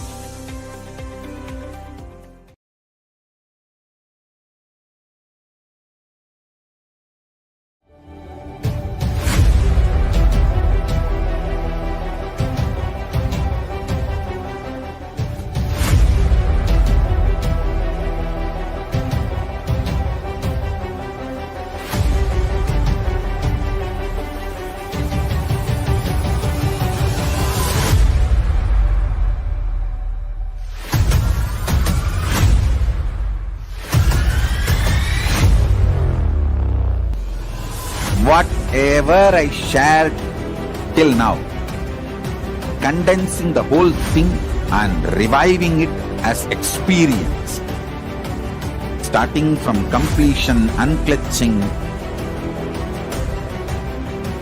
power manifestation, the states of consciousness and the planes, multiple planes, everything.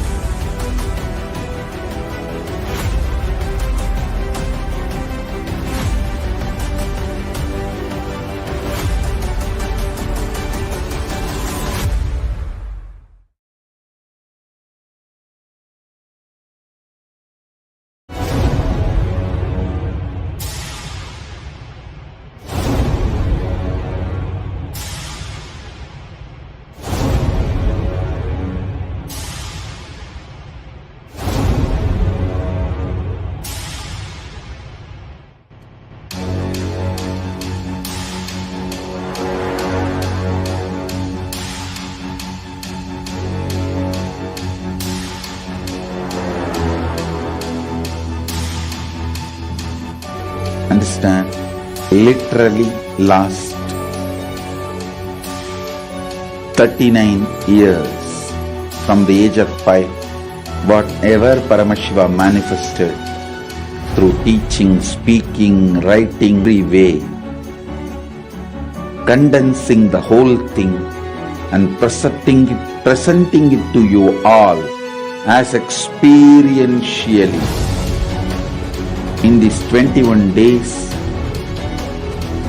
through this Jnana Charya, Jnana Kriya, Jnana Yoga, Jnana Jnana is Mahaparamashivoham. Lifestyle for just Paramashiva. Rituals to be just Paramashiva. Yoga for just being Paramashiva. Jnana just Paramashiva. This Mahaparamashivoham is like literally the ultimate journey in a most safest way.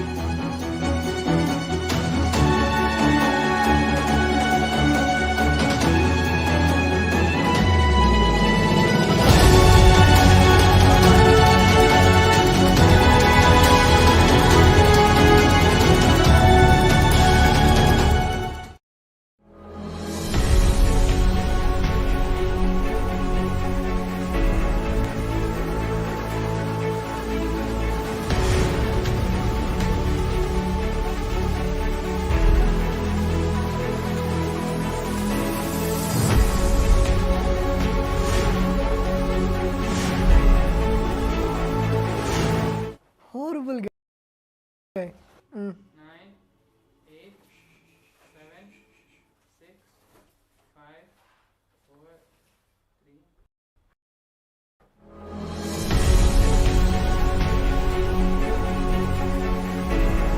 All the viewers watching us live on Facebook, YouTube, Instagram, and all of the social media platforms to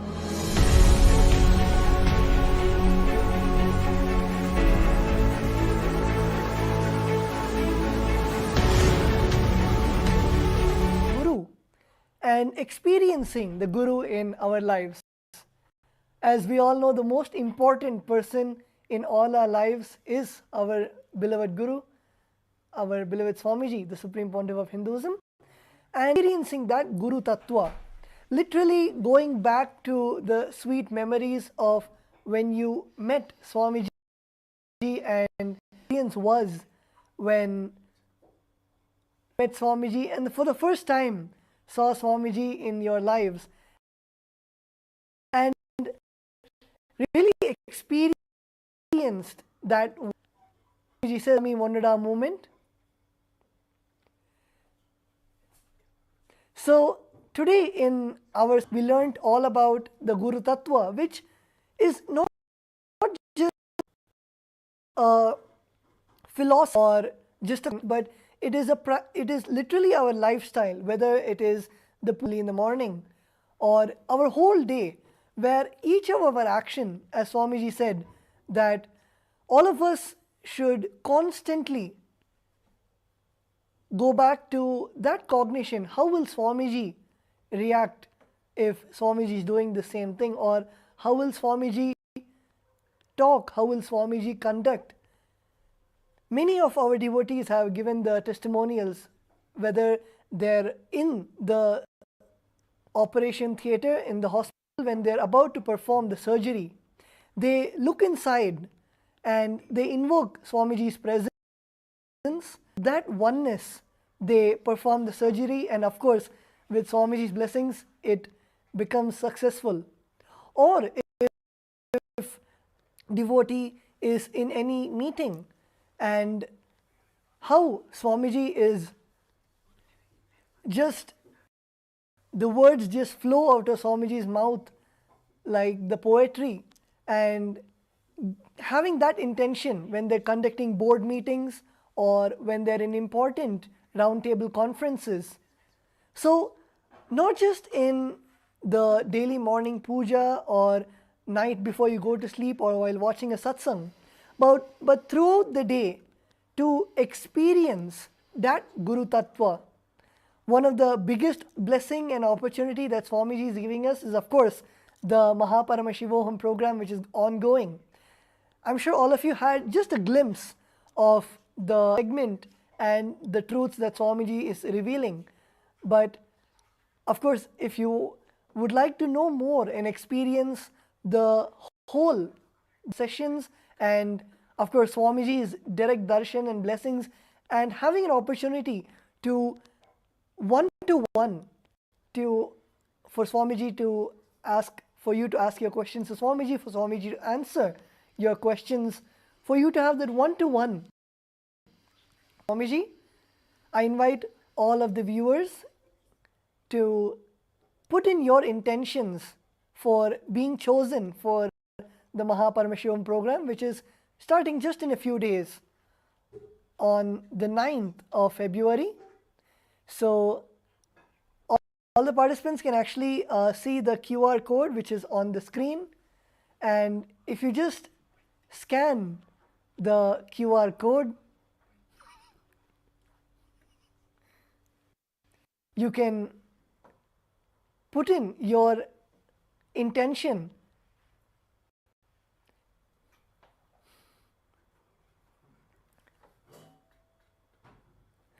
Name.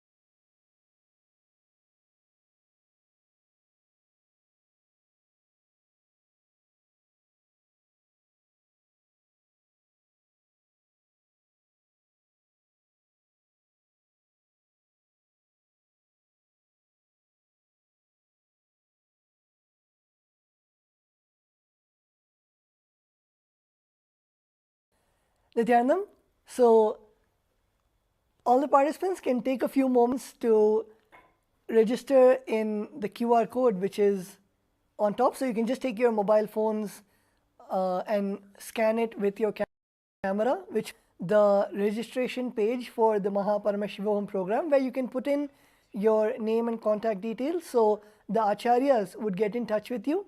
And I'm sure many of the participants, many of the viewers have various different goals, or I would say boons, that you would like to fulfill in your life. It can be health, or it can be wealth, or it can be everything. So based on the boon that you would like to choose, based on the blessing that you would like to have, the acharya would then guide you on which is the best day to attend the Paramashivam program, as each day has a specific theme. And of course the energy of Bhagavan Paramashiva, our beloved Swamiji, where Swamiji blesses in the various different forms of Paramashiva. In the Vedas and Agamas, Bhagavan Paramashiva clearly explains about each of these different forms. Paramashiva himself narrated that specific. For example, the energy of Bhagavan Kala Bhairava, where the ferocious compassion is what is radiated by that form of Paramashiva, and Swamiji literally embodies that form of Paramashiva and graces all of us in that energy. So a ferocious breakthrough in any parts of your life, or you are stuck with a pattern that you have been stuck with and you want to break that pattern with the blessings of Mahakala Bhairava. So any pattern or any solution you want in your day-to-day life, any breakthrough that you want in your day-to-day life, you can sign up for and submit your intention to join the Paramashivam program, and we, the acharyas, would then the best way that it and receive Swamiji's blessing. For who are QR code right here where you can your mobile phones, and you will then be guided on how you can in the Paramashivam. And another beautiful opportunity that Swamiji has blessed all of us with, I'm sure introduction to the session you would have seen the intro. Just to give a small brief, Kailasa is the sovereign Hindu civilizational nation which with blessings of our beloved Swamiji has bestowed this only Hindu nation for all the Hindus across the globe, and to be part of that honor, to be part of that blessing which Kailasa, the various blessings that Swamiji has, the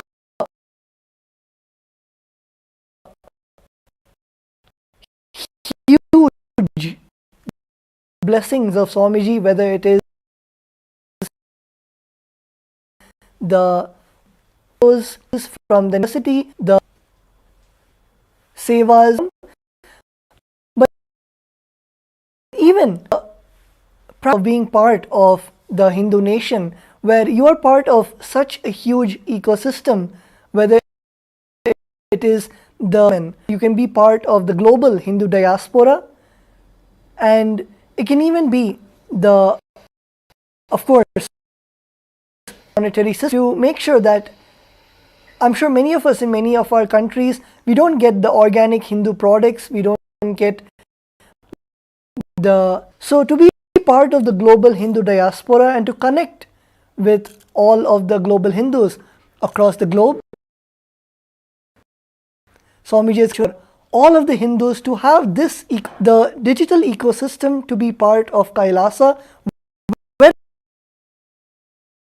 you are, be the of Kailasa in Biddi in Bengaluru, or you need to go to the Western headquarters in Los Angeles, wherever you in a remote part, let's say in Australia or New Zealand, if you are there and you want to be part of Kailasa, now avail this beautiful opportunity, this initiative blessed by the Supreme Pontiff of Hinduism to be part of Kailasa, be a citizen where you directly are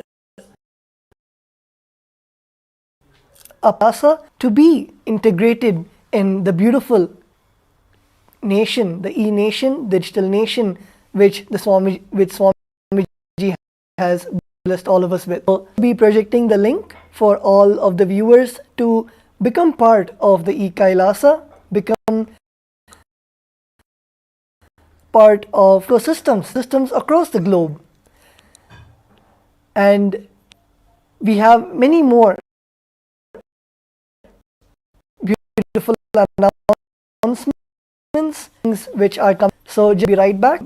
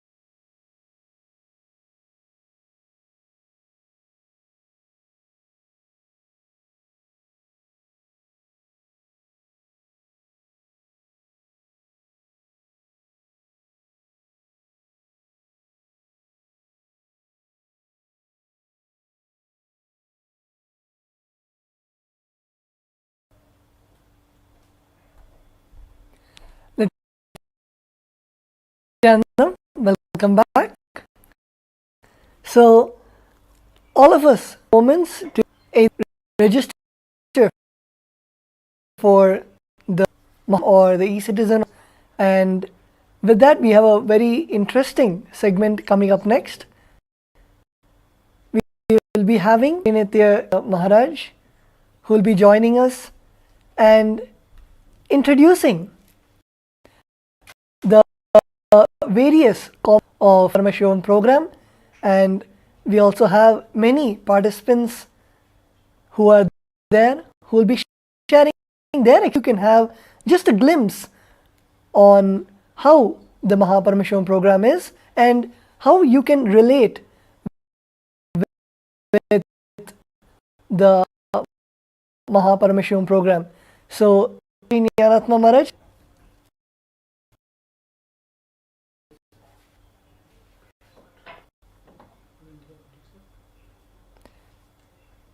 Yes, Nithyananda Maharaj, Nithyanandam.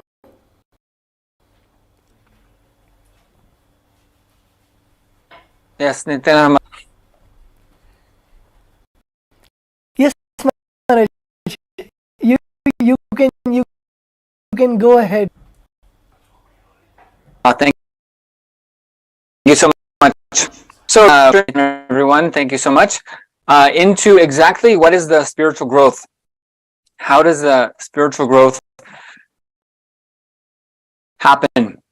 Actually, in Bhagavad Gita, 2nd chapter, 61st verse says, Tani sarva samyamya ta asita matpa vashehiya sandriyani tasya prajna pratishtita. Here is, whether you believe it or not, whether you want to understand it or not, you are a person, you are an individual soul. So Bhagavad Gita, you are an individual soul reflecting the pure consciousness. And the Supreme Pontiff of Hinduism reveals your conscious decision to empower the oneness experience is enough for the oneness to blossom in you. Take over. So it's just willingness. The conscious willing. You're in reflecting the pure consciousness, and just your conscious decision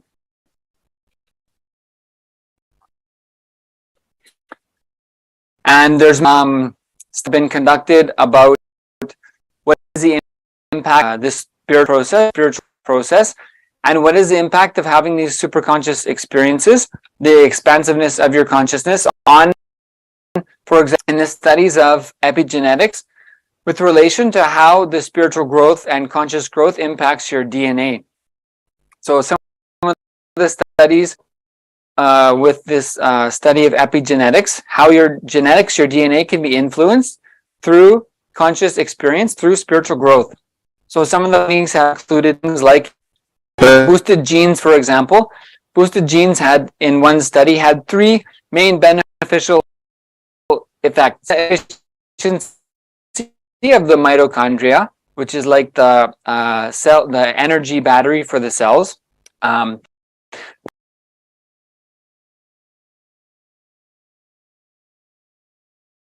Boosting, which improves control of blood sugar and prevent depletion of the caps that DNA stable. This is basically how to manage, and also found in studies of epigenetics has been the clusters of genes became less active with those governed NF kappa B, but it triggers chronic inflammation, leading to diseases like high blood pressure, bowel disease, and some cancers. So not only has the spiritual growth initiation, the spiritual processes like initiation Paramashivam, boost things like mitochondrial cell energy and anti-age power of your cells in your body, but also down regulates the groups of genes that create things like inflammation to different disease, some cancers. So many studies like this have been shown shown impact on your cellular structure from your spiritual growth process. So knowing from Bhagavad Gita, I'm an individual soul reflecting the pure consciousness. This powers in me just by making the decision. Then modern day science has been able to reflect and document many genes and clusters of genes directly influencing your DNA through the spiritual processes. So then I ask the question, yeah, okay, that's great, but is it possible for me? So the Supreme Point, for example, is revealing possible human life in and they exist. So the answer is a resounding yes. So pros the Supreme Point of Hinduism have showed, for example, 1300% increase in mitochondrial cell energy. Something that is a 30 or 40% is a good growth impact if you get in the mitochondrial. 100% in the cell is something never before seen. So to hear more of some of the personal experience, the Mahabham and the initiations, darshans, the superconscious mutation process. So once we have of higher dimensions from the Supreme Pontiff of Hinduism, that engages a mutation process, superconscious mutation process. So superconscious because basically we've been expanded to experience a new space of reality. And that changes everything about how we relate with life, how we relate with ourselves. The impact on our DNA in our body of changing that process to align the cell's DNA of our body to the higher superconscious revelations. So the initiation time with the avatar gives us the superconscious experience, which mutation in even our DNA level. So to hear more about this direct experience, I'd like to welcome guest to his experiences in the Paramashivam, the initiations and darshans with the Supreme Pontiff of Hinduism. Sterling, I'll mute yourself and welcome you. Thank you so much for joining us. And if you would just briefly introduce yourself, please. Thank you so much. Hello, Nithyananda. Thank you for having me. A little bit about me. So I'm 24 and, I've had a seemingly normal lifestyle. And, once I graduated high school back in 2017, I started seeking more. It was kind of like, it felt like an just deep inside me, there is that desire for some spiritual experience. And it wasn't until September of 2019 when Swamiji came into my life, and I can't even remember such a beautiful journey that I've gone through with Swamiji over these last few years. And I feel like so much clarity has came from having him in my life. And the direction that I want to go in now is such a wider direction imagined. Yes. Yes, exactly. So this is the superconscious mutation we're sharing about. That's something beyond what I ever thought was possible, but it's happening to me. Actually, so I then what can you share? For example, the superconscious mutation process, the life transformation. So how would you describe in your life what the impacts of the darshans, initiations, Paramashivam experience with the Supreme Pontiff of Hinduism has been for you? Many times, like within Hinduism, we know that we're told this world is Maya, it's just an illusion, and it's just like a dream. And it's because of having Swamiji in my life, it's like everything, like just me being available, being open, just sitting for these programs and sitting with darshans and satsangs, it's like naturally over time, like it just all these explosions and growths have happened where it's like I'm so empowered. It's like now I feel like, yes, I am experiencing like a lucid dream of sorts where, anything that I want to make happen, initiations in these programs, it's like I can see my patterns clearly. I'm like, okay, here's my pattern. Here's what I can from it and draw. Okay, now I trust that care. So I'm in you because like, so that I have, it's like I don't feel like there is any real separation between like the inner or the outer. It's just this whole there. And it like I feel like with the direction that I'm going, the vision that I have for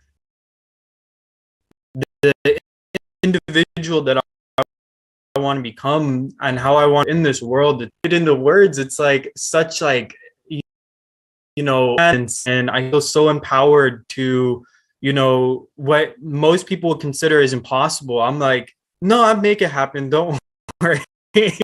I got all the tools, all the resources, like to manifest anything I want. Swamiji is like all the tiny things he does, or I wouldn't say tiny, but all of the big things he does and the tiny things I do, you know, just being available. It's just, I feel like I'm a brand new being, and constantly every day Darshan or attending a program, it's like just spamming that upgrade button like for myself and expand like as much as possible. Actually this year alone I'm really excited because I've been able to do so much. It's like since last Paramashivam, been able to like I just so important now. Like okay, now I'm like ready to just so it's just like any desire that's within me that just happened. I don't know how, but I'm just going to do everything that I know I can do and not worry about making mistakes or being imperfect. It's just, let me just manifest and towards whatever, you know, that desire is, that is, I feel aligned with my true purpose of being here. So this thickness has reinforced the possibility and the understanding in yourself that that the only limitation is what you choose to have as a limitation. And so as you're sharing, so then Swamiji shows me that there's infinite possibilities. By definition, that is what Swamiji is. And if I'm to take that, then there's no need for me to limit me. Is there any along this process then you shared like, because having the so many different initiation darshan experiences with Swamiji of higher lokas, just having breakthroughs and patterns dropping, the blissful experiences that just reinforces it again and again, that some be my regularity. Is there any kind of specific experience with darshan initiation? How your like whenever Swamiji comes on for a darshan, depending on, you know, which is available, you know, I might just have so much laughter just bubble up that's uncontrollable. I just feel like, okay, now I'm in this witnessing space and it's like the body just wants to laugh. It's not even like I'm laughing, it's like the body just wants to have bubble up kind of bliss. I'm like it's just amazing even now, just like remembering it. It's like just put in the same space, or even like it's just the tranquil states like in the darshans. It's, you know, that just that feeling of, you know, I am consciousness, that is who I truly am. You know, the body, this world, everything, like the whole matter energy spectrum is, you know, like is like parashakti to me, and just the pure consciousness is Paramashiva. So it's like feeling that oneness with the two and just knowing like, okay, like through these darshans, like I just feel like, okay, what's in front of me, watching Swamiji mirroring his neurons, the infinite I can be consciously aware of in that moment. I'm mirroring, and what's experienced inside of me is just this such a powerful, like I'm it, I am it, like like that's the best way I can put it. Like it's just every program, it's just reinforcing and reminding me that I'm able to be happy. There is no such thing as impossible. Right, and I also if you had to if you were to share something about so you've shared about this blissful energy and even just the active remembrance can bring those experiences for you, and remembering the powerful initiations from Swamiji that I have to decide what is the goal I have and take the action, and Swamiji will take care of the rest. What would you share even on that same line? What are challenges the initiation through the Mahaparam Swamiji made redundant in your life? It's just this feeling of whole world, and like, you know, life isn't here to support me, it's here to torture me. That whole line of thought is just gone. Like, it's like, okay, I want to make that I don't make it steps, and I'm sitting like, why isn't it happening? But when it comes up and I just go for it, just like run to it, like, you know, with that like childlike energy of just, I want that, let me for it, it just happens. So when I declare, when I'm like, look, this will happen, I don't know how, but I'm going to take all the steps required, every step that I can make, I do it without having any fear, just knowing like this whole oneness and everyone that I'm seeing and everything is Paramashivam. It's just such a fun play at this point. And, you know, it's really that taking the first step that was really the hardest thing, because, you know, that whole worrying and, oh, you know, this might not work out or something like that. And it's like, you know, like, let me just make them like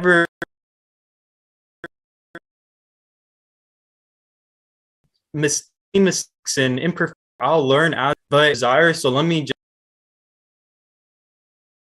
go after it.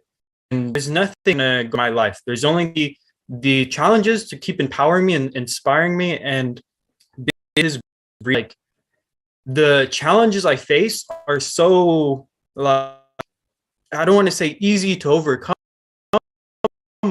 but it's just like, it's like, okay, it's so easy to take this step now that I can make it happen, and I'm not scared of anything at this point. I realize like the only thing that I can be scared of is myself, and it's like, why? Like there's nothing I fear. The judgment that like on judgment. Why do I need in the first it? It's Swamiji's like, okay, I'm just gonna have fun in this world.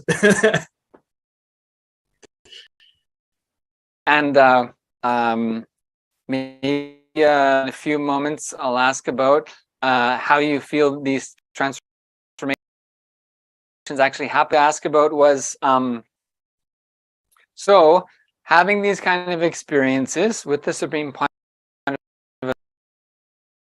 Hinduism, these initiations into superconscious mutation. What do you know, like about that you know would say this much? I am certain about the Paramashivam, the Supreme Point of Hinduism, the initiations here. What could you? Okay, this much I can tell you. This much I know. Yeah. Okay. So with this program with Paramashivam, what I can say from what I know, I'm certain of is this to idea of our root problems and having not just the clarity to know this is my problem, this is what I'm dealing with, the power and the just, it's like it, like how Swamiji said, you know, we can like 3D print our reality, our concept. So it's like through this program we learn how to do that by breaking the patterns. We can make anything we want. Is like for I know program. Right, and the Supreme Point in Hinduism. So what I know for sure I can share with everyone is everything's possible. And so despite having doubt and A more intelligently connected world leads to a brighter future. and enlightened humanity leads to a better world. During the Paramashivam program, we help people to discover their superhuman possibilities and help them to find and achieve the true purpose of their birth by giving them the techniques, practices, and methodologies from the Vedagamas, the original source scriptures of Hinduism. The Supreme Pontiff of Hinduism is reviving the ancient original Vedas and Agamas in all its glory, in a user-friendly way for the modern mind. The Supreme Pontiff of Hinduism is transforming human beings into divine beings, reviving, initiating, and replicating the 463 powers from the Agamas revealed by Paramashivam. The Supreme Pontiff of Hinduism is not just giving solutions for every problem man faces, but is making them irrelevant to their lives by transforming human beings into divine beings. Listen. Any argument presented by your mind, body, your present reality to establish you are not Paramashiva. You are not omniscient, omnipotent, omnipresent. Anything presented to prove you are not Paramashiva is illegitimate. Decide this. This is super determinism. Understand? Anything you declare as illegitimate will lose power over you, will die in few days, few minutes, maybe in a few days it takes. It will not have power over you. Understand? This is the method for sudden enlightenment. This is the method for sudden enlightenment. It happens by the Shaktipada. Here Paramashiva is sitting to tell you all, you are Paramashiva, you are me, with Shaktipada and Shaktinipada. The Dvitiya Vijnasa Krama is an extensive and thorough yoga sequence to prepare your body to receive the experience being given by the Supreme Pontiff of Hinduism. Through the yoga, which is aligned as per the source scriptures laid down by Paramashiva and the Agamas, you break all the impossibility in your body and in turn break the very cognition of impossibility. The program leads you to go beyond your human frame and limiting human ideas, which prevents you from living your highest possibility. I will reach you wherever you are, whichever corner of the world you may be. I will reach you with enlightenment. Again I tell you, I am not here to prove I am God, I am here to prove you are God. Don't wait to become divine. Register now at paramashivoham.org.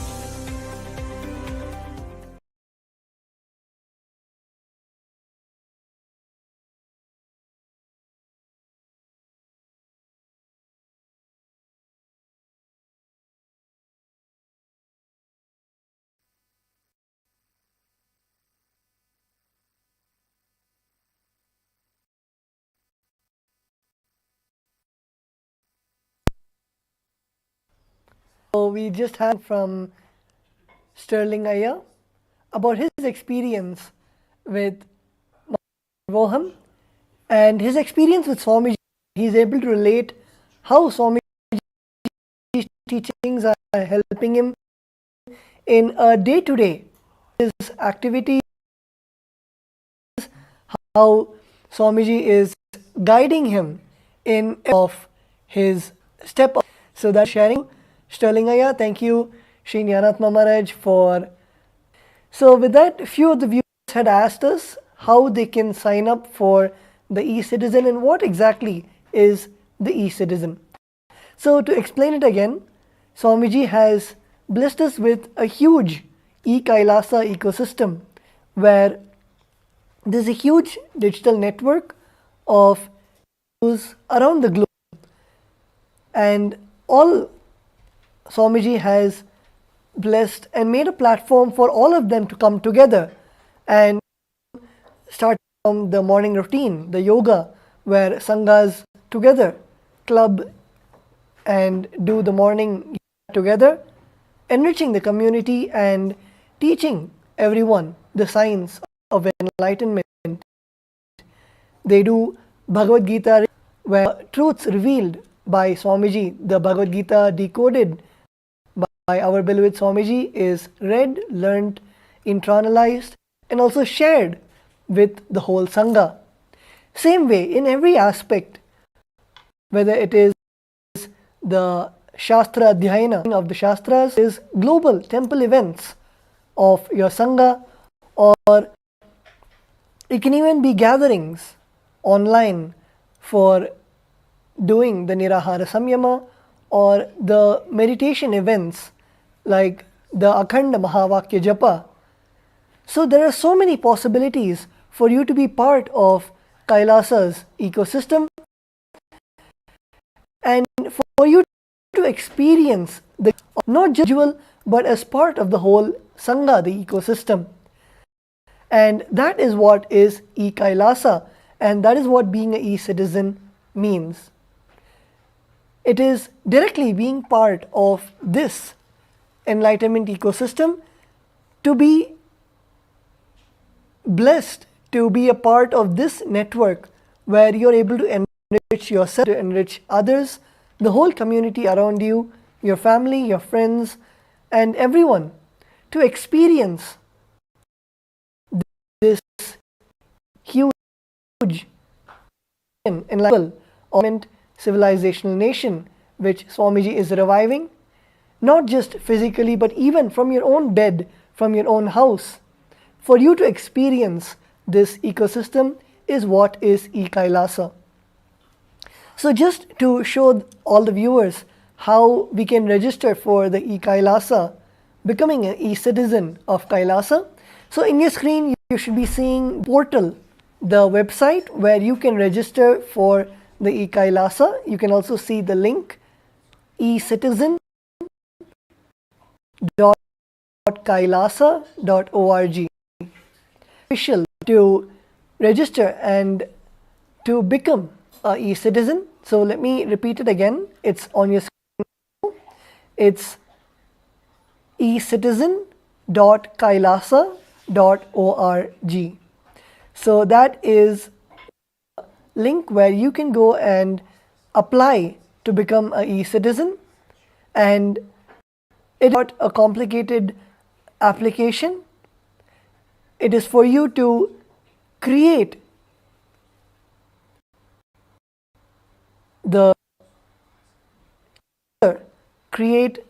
your own profile to be part of Kailasa's e-citizen program. So all of us can see the link on the screen. So you just need to type in your email and your password, which is Kailasa's products, whether it's Nithyananda TV, where you can see Swamiji's live satsangs, or you can see the Darshan of the various Kailasas across the globe, or Samadhi, which Swamiji has introduced, to log in and register for those programs, or it can be used for availing the apps of Kailasa. Many of you would have noticed about the Google, the various social media platforms released by Kailasa, released by Swamiji himself. To avail all of those services of Kailasa, you can use this as your single portal to access all of those features. So the link is again projected on all. You just need to mail and your password, and when you click on login and register to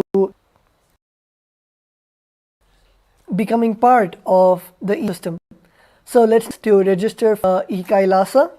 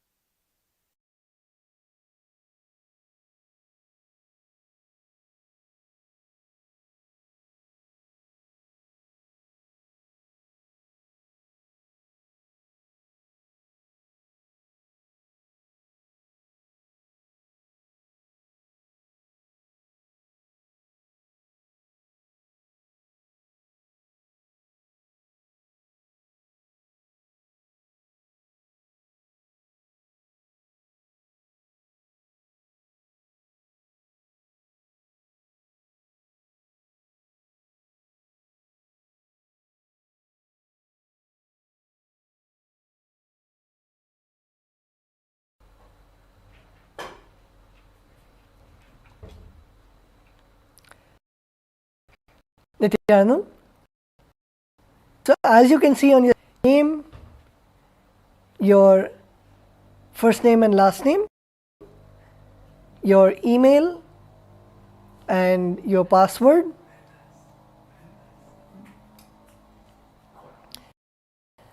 and once you have finished, click on the register button, submit your application to be a e-citizen of Kailasa. Let's now take a few moments. I invite all of the viewers to submit your application, and just in a few moments we'll be getting ready to receive the Bhava Samadhi Darshan of our beloved Swamiji. So, few moments to the Bhava Samadhi Darshan. Take a few, apply for the citizenship, and then all of the viewers who would like to become part of the Paramashivam, that link for you to submit your intention to attend the Mahaparamashi starting 9th. So let's take a few moments and we will then be moving on to the next segment of today's session.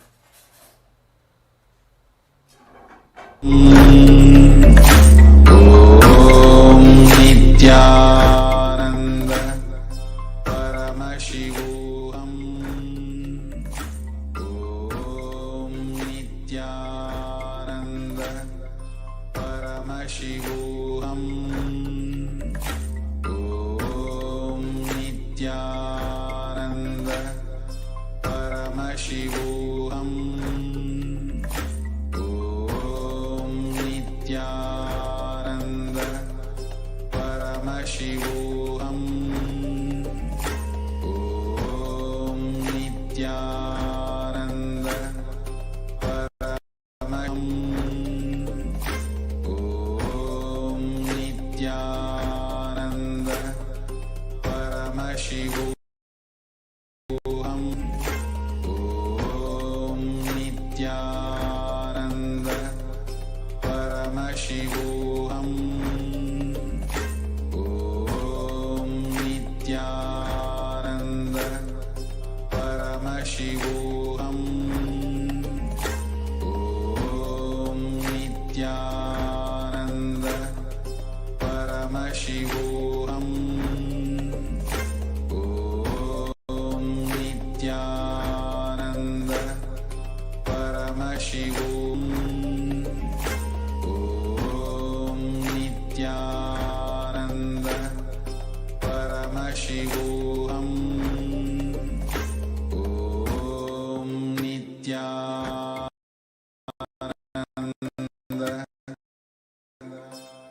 Paramashivam. Om Nithyananda Paramashivam.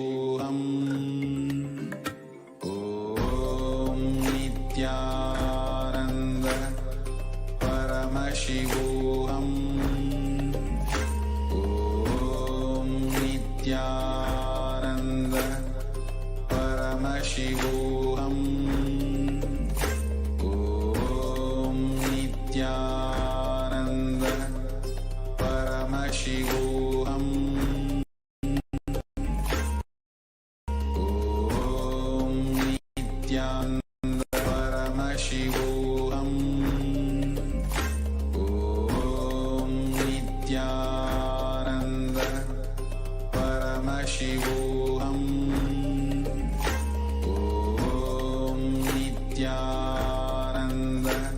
Paramashivam. Om Nithyananda Paramashivam. Om Nithyananda Paramashivam. Om Nithyananda Paramashivam.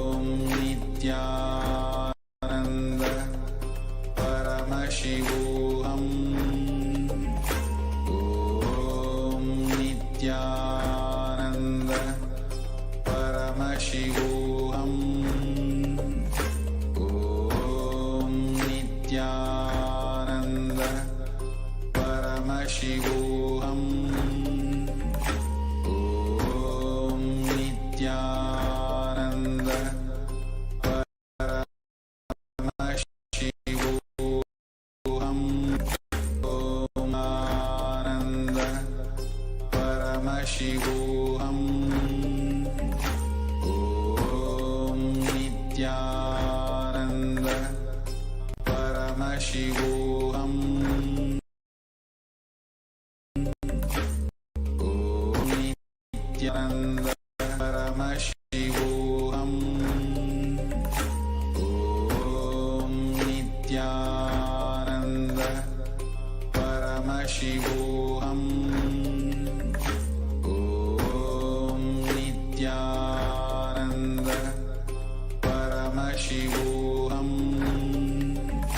Om Nithyananda. Paramashivoham. Om Nithyananda. Paramashivoham. Om Nithyananda. Paramashivoham. Om Nithyananda. Paramashivoham. Om Nithyananda. Paramashivoham. Om Nithyananda. Paramashivoham. Om Nithyananda. Paramashivoham. Om Nithyananda. Paramashivoham.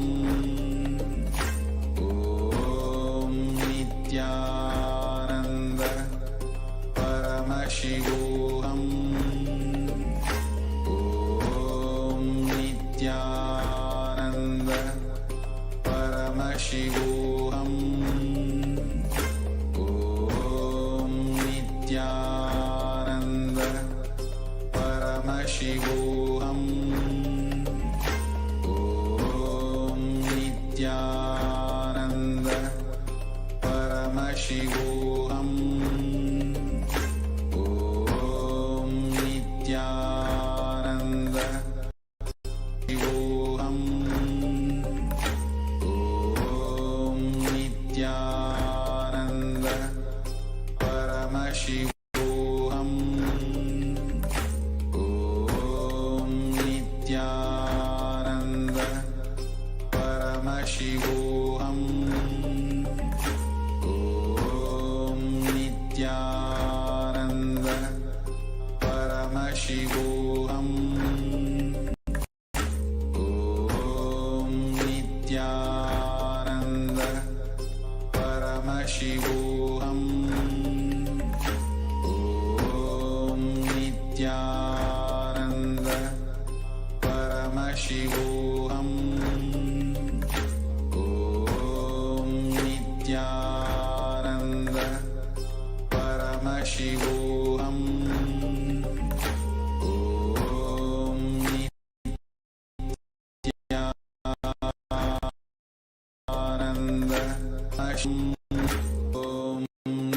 Nithyananda. Paramashivoham. Om Nithyananda. Paramashivoham.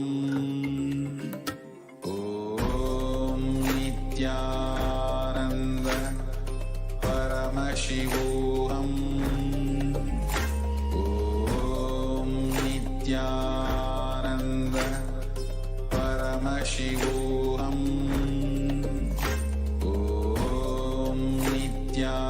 Om Nithyananda. Paramashivoham. Om Nithyananda. Paramashivoham. Om Nithyananda. Paramashivoham. Om Nithyananda. Paramashivoham. Om Nithyananda. Paramashivoham. Om Nithyananda. Paramashivoham.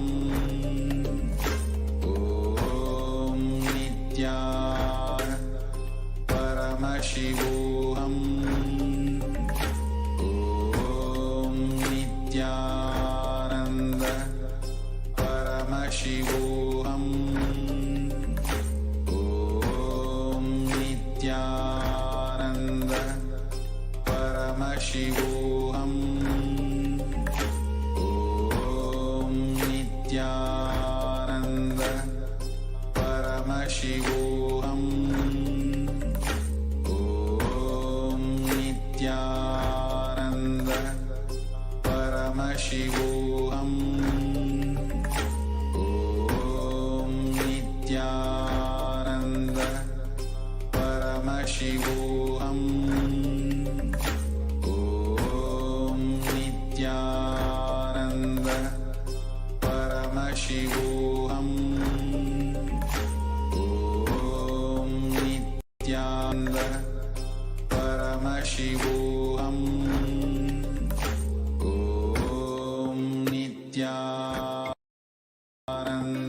Paramashivoham. Om Nithyananda. Paramashivoham. Om Nithyananda. Paramashivoham. Om Nithyananda. Paramashivoham. Om Nithyananda.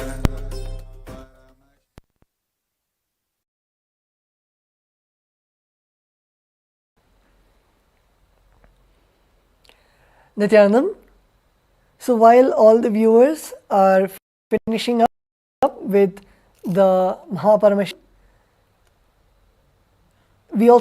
we would like to announce many of the opportunities coming up for, as we're having the temple events, as Shivaratri is right around the corner. It is beginning on the 8th of February, which wait till Shivaratri, which is on the 18th. So if any of the viewers would like quarters in Adi Kailas, where we will be having the grand rituals going as they Paramashivam, comment live platforms, and we'll be happy to guide you for us for all of those rituals and be a part of the grand Mahaparmashivaratri celebration are coming. So with that, we also invite all of the participants, all of the viewers to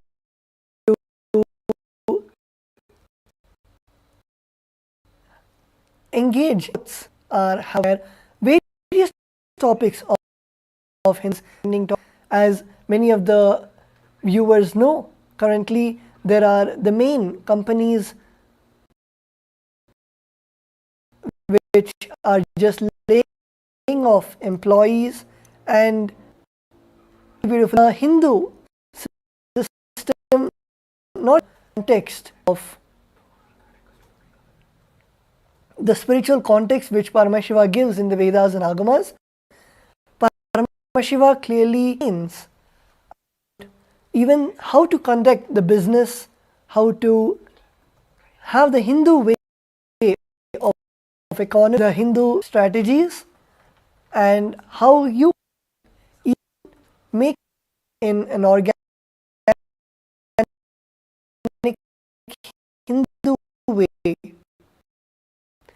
And that's at least Kailasas is Swamiji Shastra various has consulted and given the economic policies of Kailasa and operates where Kailasa is the for all of the Hindu businessmen, for all the Hindu businesses to come to benefit each other as the which Swamiji has blessed. So like this, many of the topics many of the events that are happening, the recession, or whether it is the so many people going out of jobs, or even the pandemic, Swamiji has given solutions for each and every one of those global disasters, unfortunate events on the Hindu economic principles. So to know more, all of us can visit the official website where are compiled, and all of these are presented in a way that you are operating in your life, in your lifestyle also. Also, another beautiful announcement, we have the 3rd anniversary of Bhagavan Swayambhu Nithyanandeshwara Paramashivam in Adi Kailasa. I'm sure many of you would have seen the rituals that happened today in Adi Kailasa, where we saw the homa being performed. Other rituals are today and even tomorrow. So all of the viewers to tune in live, and just by seeing the temple rituals, by having the sankalpa, as Swamiji says, resolution, when we keep that in the inner space, when all the deities are invoked and are literally to accept all our offerings, and in this auspicious time, all of us have the opportunity to tune in live and submit our prayer requests, submit our intentions, submit our prayers and wishes, boons received from Paramashiva, invite to come and experience the grand rituals, the grand happening of the 3rd anniversary of Nithyanandeshwara. The Nithyanandeshwara Paramashiva himself, the Linga Swayambhu, eternal, which is from time immemorial, gracing. But from the time that we officially, Swamiji consecrated Bhagavan Nithyanandeshwara Paramashiva in the form of the Swayambhu Linga, this is the 3rd anniversary of Swayambhu Nithyanandeshwara Paramashiva. And also, by becoming an e-citizen, was the two-way darshan of the live rituals, where not just in one way through YouTube or social media platforms you're able to receive the darshan and blessings of Swayambhu Nithyanandeshwara, but you're able to be in two-way, where Bhagavan Nithyanandeshwara also, Swamiji, can see you and receive the blessings and receive the Nayana Diksha, the initiation, just by the Swami of Paramashiva. So all of us can avail this beautiful opportunity by becoming part of the e-Kailas, and the link right below, viewers can apply for ship of Kailasa. The rituals are happening from 7 a.m. IST, which is 8 p.m. Pacific, to 1 p.m. which is Pacific time, and all of you can enjoy the rituals happening and receive the blessings of Bhagavan Nithyanandeshwara Paramashiva. So with that, we'll now be going to the next segment in just a few moments, and we'll be right back with you after a short break. Please stay tuned.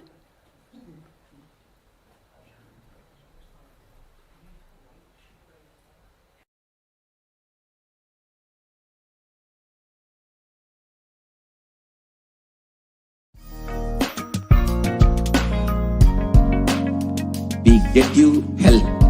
We get you ability to build beautiful relationships in your life. We get you direct spiritual support, and we make sure you become wealthy.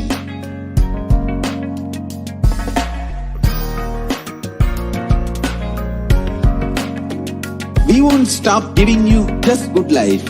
We will literally not stop till you live enlightened life. Manifesting the state of Paramashiva, space of Paramashiva, powers of Paramashiva, being of Paramashiva.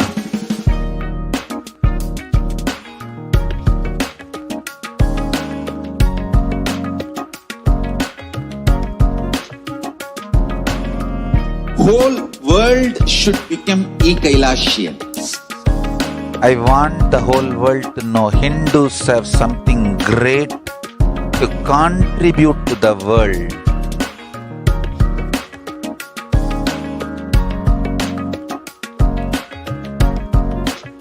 We have something great to contribute to the world. Let us do that.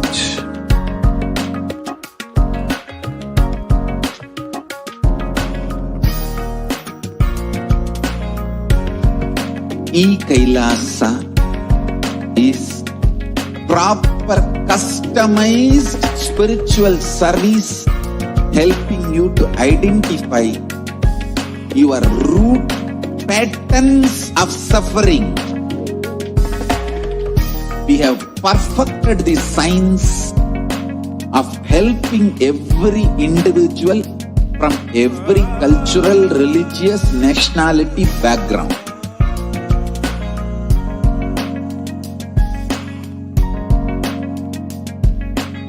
You will have lowest reactionary assumptions, highest awakened response for life continuously.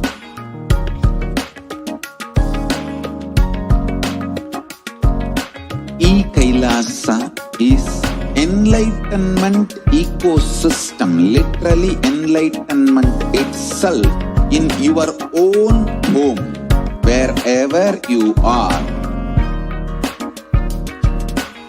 Proper customized spiritual service helping you to complete with your life negativity. Withdrawal from life, self-hatred, self-denial, self-doubt, so much of tiredness, laziness. We can support you aligning your diet, your attitude, your aptitude, your understanding about life. We can help you with everything.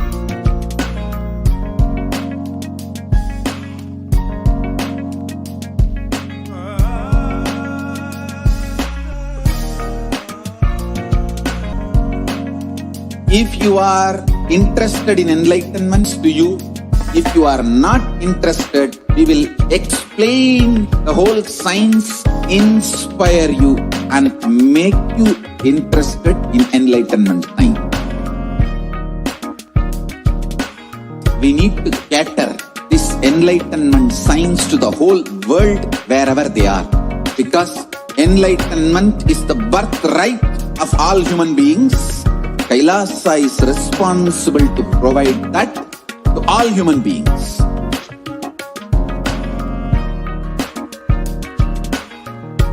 Kailasa is the totality of the knowledge I received from my gurus and practice manifested in my life, perfected by teaching millions of people from all cultures, time zones, backgrounds, genders, nationality, race, from every creed.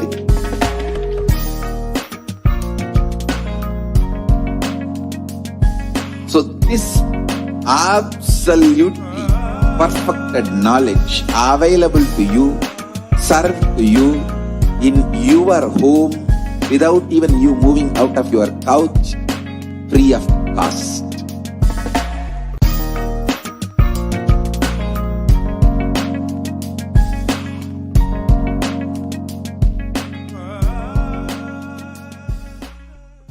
There are some great spiritual sciences unique to Hinduism.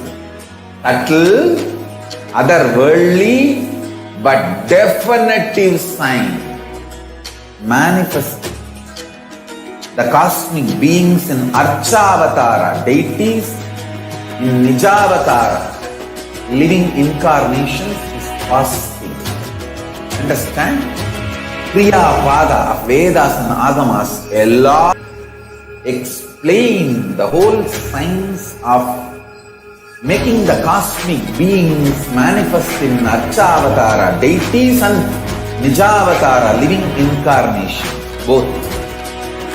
During the Bhava Samadhi Darshan, this manifests through his body. Just like how they manifest in Archavatara, deity, they manifest in Nijavatara, Pratyakshavatara, and give you all the boons you ask, bless you. You see, each God is an independent intelligence to lead you to enlightenment. Each God is for you to achieve the Shivatva, the ultimate Shiva consciousness. Krishna is the bridge for you to achieve the Krishna consciousness. But Shiva consciousness, Krishna consciousness, all consciousness is one and the same. Ultimate consciousness only. So that energy itself completely expresses. Just like Radhika, when I see my own sweetness in the mirror, I become eager to taste it. I find that the only way to relish this sweetness is through the constitution of Sri Radhika. Bhava Samadhi Darshan is a window to the infinite expanse of consciousness, allowing us to glimpse the formless in a way that we can understand. It cleanses the karmas of lifetimes. It awakens our biomemory to the space of Paramashivam, the ultimate consciousness, and creates a deep and lasting transformation in us.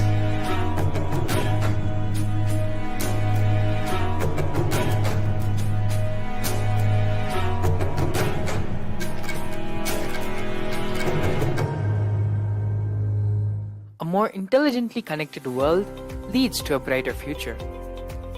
An enlightened humanity leads to a better world. During the Paramashivam program, we help people to discover their superhuman possibilities and help them to find and achieve the true purpose of their birth by giving them the techniques, practices, and methodologies from the Vedagamas, the original source scriptures of Hinduism. The Supreme Pontiff of Hinduism is reviving the ancient original Vedas and Agamas in all its glory, in a user-friendly way for the modern mind. The Supreme Pontiff of Hinduism is transforming human beings into divine beings, reviving, initiating, and replicating the 463 powers from the Agamas revealed by Paramashivam. The Supreme Pontiff of Hinduism is not just giving solutions for every problem man faces, but is making them irrelevant to their lives by transforming human beings into divine beings. Listen. Any argument presented by your mind, body, your present reality to establish you are not Paramashivam. You are not omniscient, omnipotent, omnipresent. Anything presented to prove you are not Paramashiva is illegitimate. Decide this. This is super determinism. Understand? Anything you declare as illegitimate will lose power over you, will die in few days, few minutes, maybe in few weeks, whatever few days it takes. It will not have power over you. Understand? This is the method for sudden enlightenment. This is the method for sudden enlightenment. It happens by the Shaktipada. Here Paramashiva is sitting to tell you all, you are Paramashiva, you are me, with Shaktipada and Shaktinipada. The Dvitiya Vijnasa Krama is an extensive and thorough yoga sequence to prepare your body to receive the experience being given by the Supreme Pontiff of Hinduism. Through the yoga, which is aligned as per the source scriptures laid down by Paramashivam and the Agamas, you break all the impossibility in your body and in turn break the very cognition of impossibility. The program leads you to go beyond your human frame and limiting human ideas, which prevents you from living your highest possibility. I will reach you wherever you are, whichever corner of the world you may be. I will reach you with enlightenment. Again I tell you, I am not here to prove I am God, I am here to prove you are God. Don't wait to become divine. Register now at paramashivoham.org.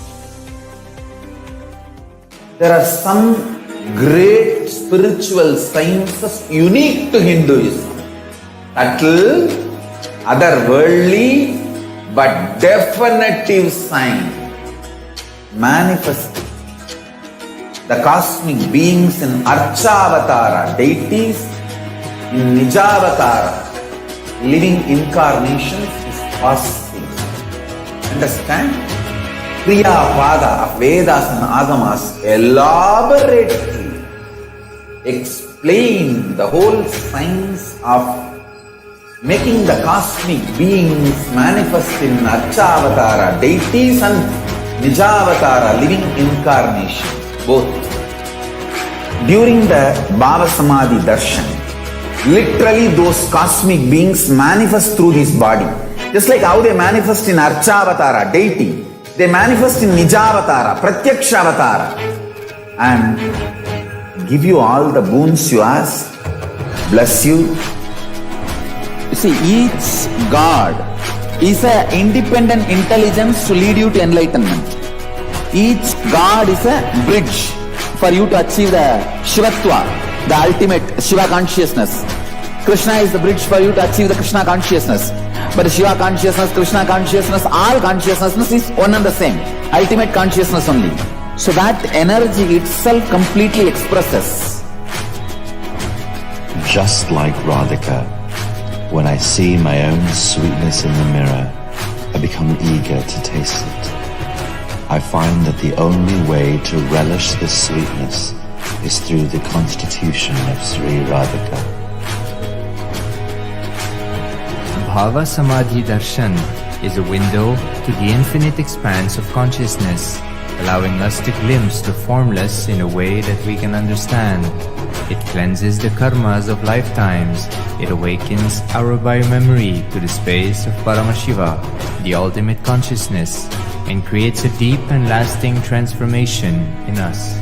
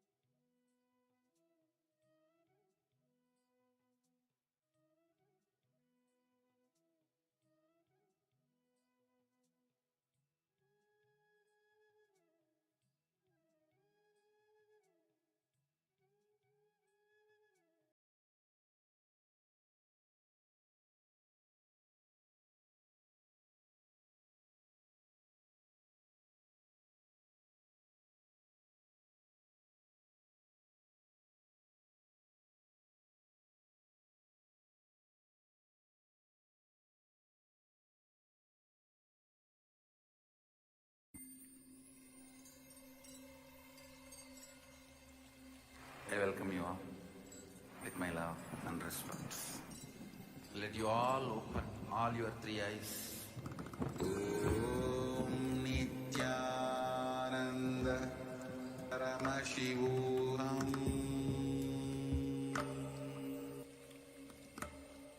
Om Nithyananda Paramashivam.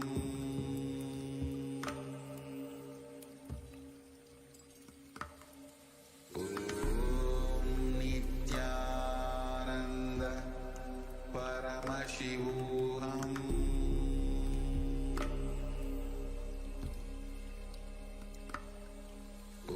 Om Nithyananda Paramashivam.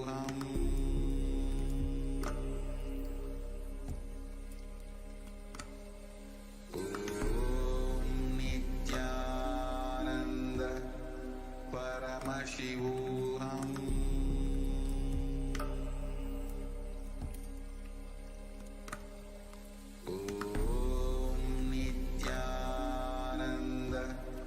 Paramashivam. Om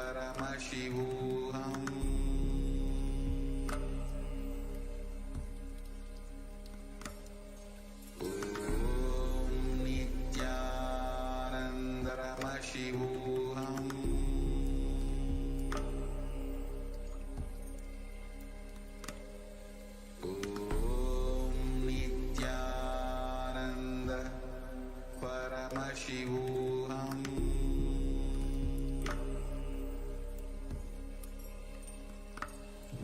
Om Nithyananda Paramashivam.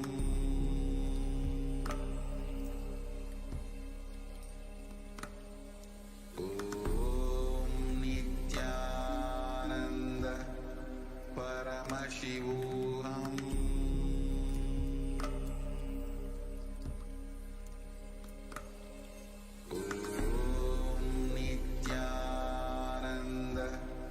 Paramashivam.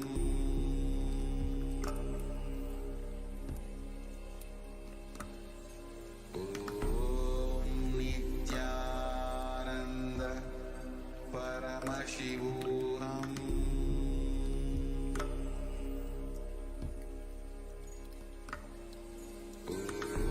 Om Nithyananda Paramashivam.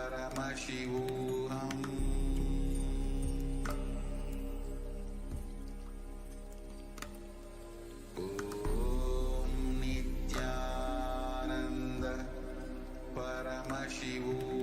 Om Nithyananda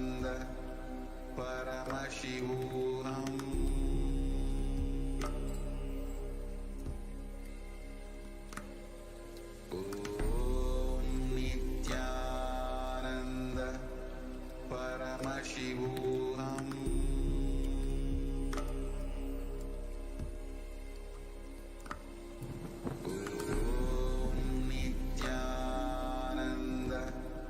Paramashivam.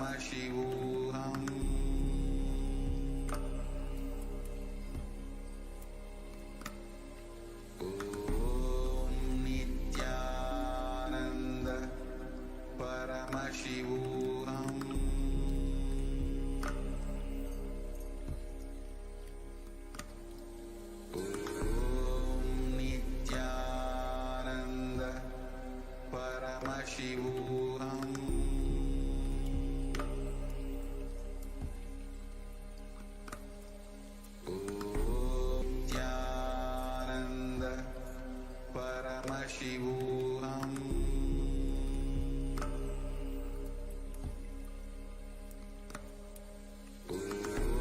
Om Nithyananda Paramashivam. Paramashivam.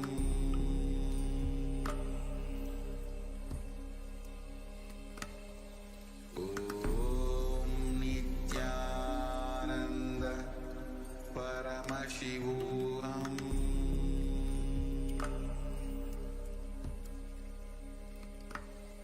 Om Nithyananda Paramashivam.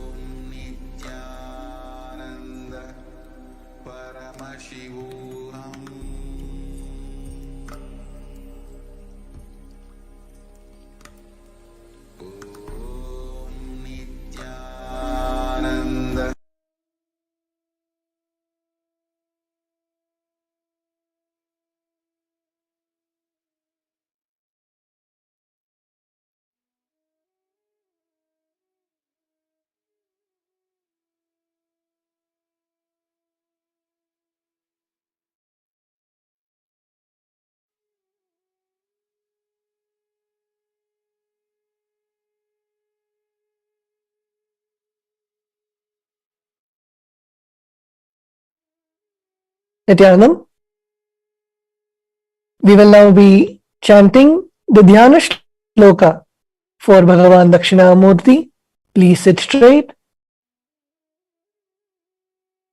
Om Maunavyakhya Prakatita Parabrahma Tattvayuvanam Varishishtante Vashadrishiganairavritam Brahmanishtaihi Acharyendram Karakalita Chinmudramanandamurtim Swatma Ramam Muditavadanam Dakshinamurti Mide Chitram Vatadharor Mule Vridha Shishya Gurur Yuva Gurostu Maunam Vyakhyanam Shishyastu Chinna Samshayaha.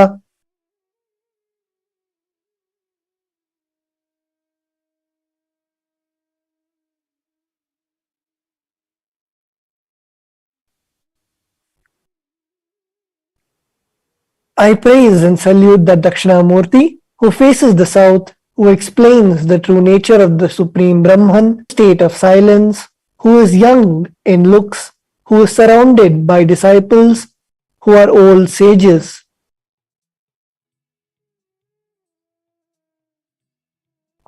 Whose minds are fixed on Brahman, who is the greatest of teachers, who shows the Chinmudra by his hand, who is the personification of happiness, who is in the state of extreme joy and within himself, who has a smiling face.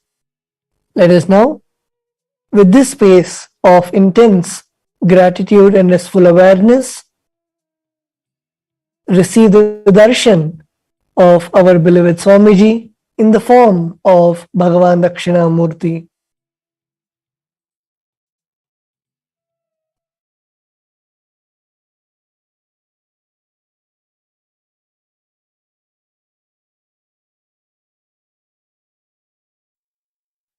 Connecting with the divine with your eyes closed is meditation. Connecting with your eyes open is darshan. Come, let us all now move from meditation to darshan.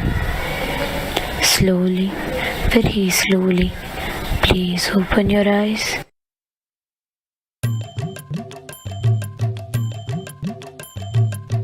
शरणं नित्यानन्द गुरुदेव शरणं स्मरणं नित्यानन्द गुरुदेव स्मरणं शरणं नित्यानन्द गुरुदेव शरणं स्मरणं नित्यानन्द गुरुदेव स्मरणं शरणं नित्यानन्द गुरुदेव शरणं ब्रह्मरूपमादिमध्यशेष सर्वभासकं भावषट्कहीनरूप नित्यसत्यमद्वयं ब्रह्मरूपमादिमध्यशेष सर्वभासकं भावषट्कहीनरूप नित्यसत्यमद्वयं वाक्मनोतिघोषरं च नेति नेति भावितं तं नमामि देवदेव नित्यानन्दमीश्वरं वाक्मनोतिघोषरं च नेति नेति भावितं तं नमामि देवदेव नित्यानन्दमीश्वरं शरणं नित्यानन्द गुरुदेव शरणं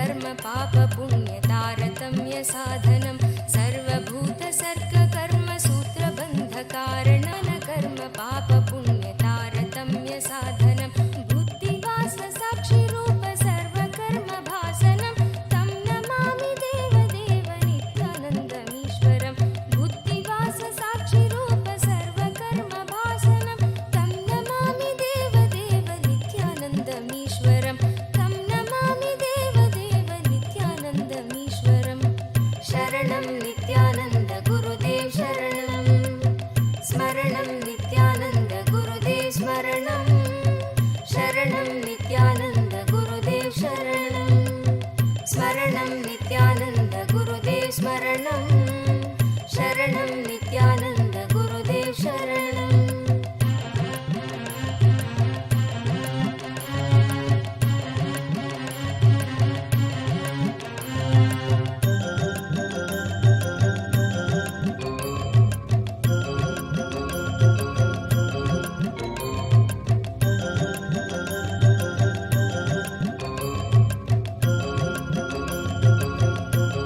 जीव पापनाशकारणं भवेश्वरं स्वीकृतं च गर्भवासदेहपाशमीदृशं सर्वजीव पापनाशकारणं भवेश्वरं स्वीकृतं च गर्भवासदेहपाशमीदृशं स्थापितं स्वलीलया च येन दिव्यजीवनं स्थापितं स्वलीलया च येन दिव्यजीवनं तं नमामि देव देव नित्यानन्दमीश्वरं तं नमामि देव देव नित्यानन्दमीश्वरं शरणं नित्यानन्द गुरुदेव शरणं स्मरणं नित्यानन्द गुरुदेव स्मरणं शरणं नित्यानन्द गुरुदेव शरणं तुल्यलोष्टकाञ्चनं च हेयनेयधीगतं स्त्रीषु नित्यमातृरूपशक्तिभावभावुकं तुल्यलोष्टकाञ्चनं च हेयनेयधीगतं स्त्रीषु नित्यमातृरूपशक्तिभावभावुकं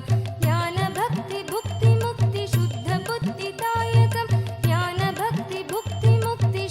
ज्ञानभक्तिभुक्तिमुक्तिशुद्धबुद्धिदायकं तं नमामि देव देव नित्यानन्दमीश्वरं तं नमामि देव देव नित्यानन्दमीश्वरं शरणं नित्यानन्द गुरुदेव शरणं स्मरणं नित्यानन्द गुरुदेव स्मरणं शरणं नित्यानन्द गुरुदेव शरणं सर्वधर्मगम्यमूलसत्यतत्त्वदेशकं सिद्धसर्वसम्प्रदाय साम्प्रदायवर्जितं सर्वधर्मगम्यमूलसत्यतत्त्वदेशकं सिद्धसर्वसम्प्रदाय साम्प्रदायवर्जितं सर्वशास्त्रमर्मदर्श सर्वविन्नरक्षरं सर्वशास्त्रमर्मदर्श सर्वविन्नरक्षरं तं नमामि देव देव नित्यानन्दमीश्वरं तं नमामि देव देव नित्यानन्दमीश्वरं शरणं नित्यानन्द गुरुदेव शरणं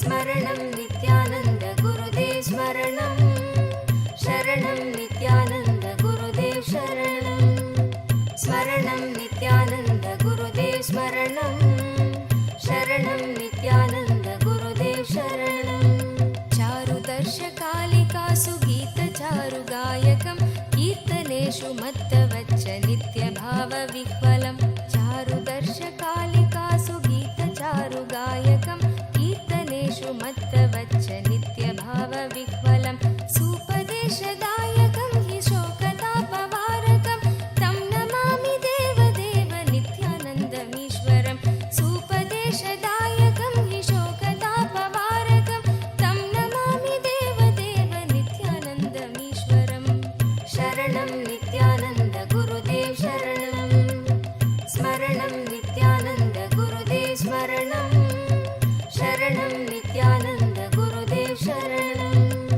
स्मरणं नित्यानन्द गुरु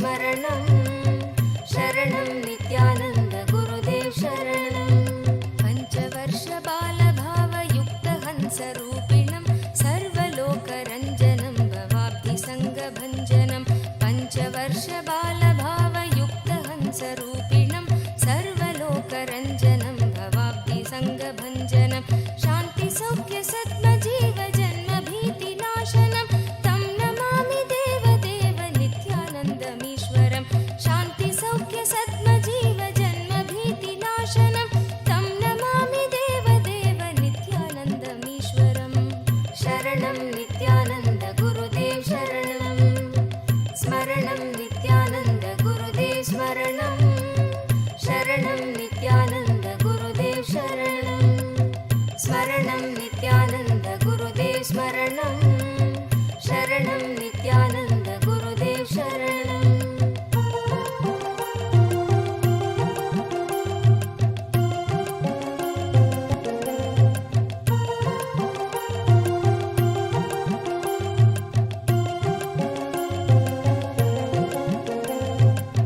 धर्महानहारकं स्वधर्मकर्मवारकं लोकधर्मचारणं च सर्वधर्मकोविदं धर्महानहारकं स्वधर्मकर्मवारकं लोकधर्मचारणं च सर्वधर्मकोविदं त्यागिगोहि सेव्य नित्यपावनाङ्घ्रिपङ्कजं त्यागिगोहि सेव्य नित्यपावनाङ्घ्रिपङ्कजं तं नमामि देवदेव नित्यानन्दमीश्वरं तं नमामि देवदेव नित्यानन्दमीश्वरं शरणं नित्यानन्द गुरुदेव शरणं स्मरणं नित्यानन्द गुरुदेव स्मरणं शरणं नित्यानन्द गुरुदेव शरणं स्मरणं नित्यानन्द गुरुदेव स्मरणं शरणं नित्यानन्द गुरुदेव शरणं स्तोत्रशून्यसोमकं सदेशभावव्यञ्जकं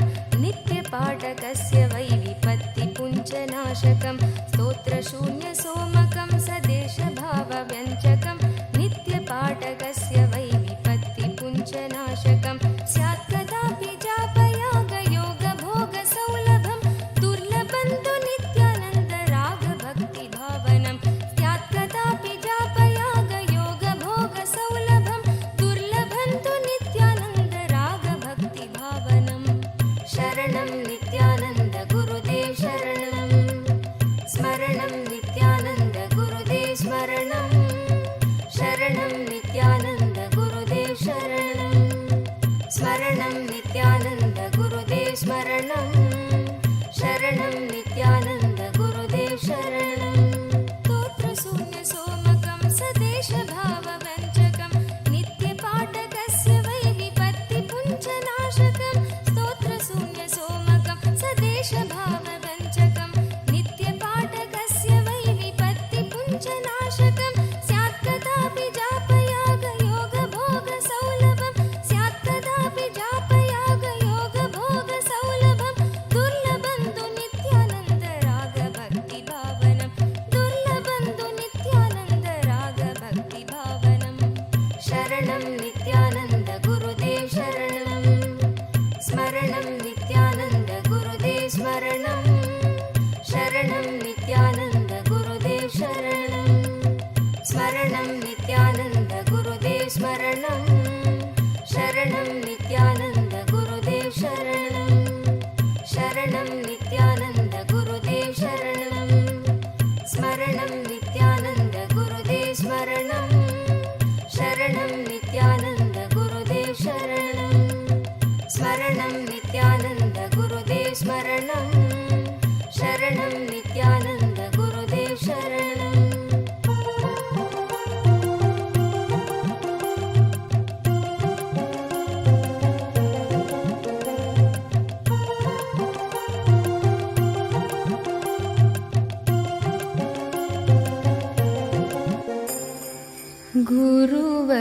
गुरुवरनाम पावननाम नित्य गुरुनाम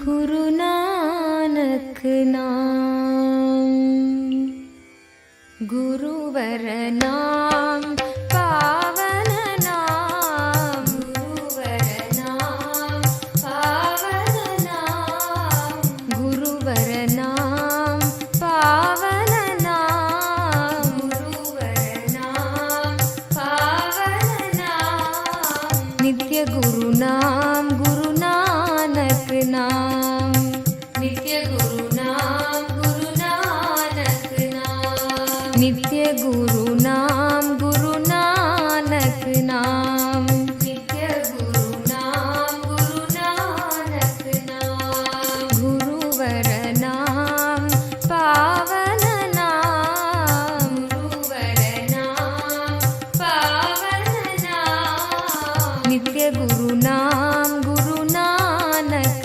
नाम नित्य गुरु नाम गुरु नानक नाम गुरुवर नाम पावन नाम गुरुवर नाम पावन नाम गुरुवर नाम पावन नाम गुरुवर नाम पावन नाम गुरु नित्येश्वर भगवाना गुरु नित्येश्वर भगवाना गुरु नित्येश्वर भगवाना गुरु नित्येश्वर भगवाना जय गुरु सद्गुरु नानक नाम जय बोलो नित्यानंदा नाम जय गुरु सद्गुरु नानक नाम जय गुरु सद्गुरु नानक नाम जय बोलो नित्यानंदा नाम जय गुरु सद्गुरु नानक नाम जय बोलो नित्यानंदा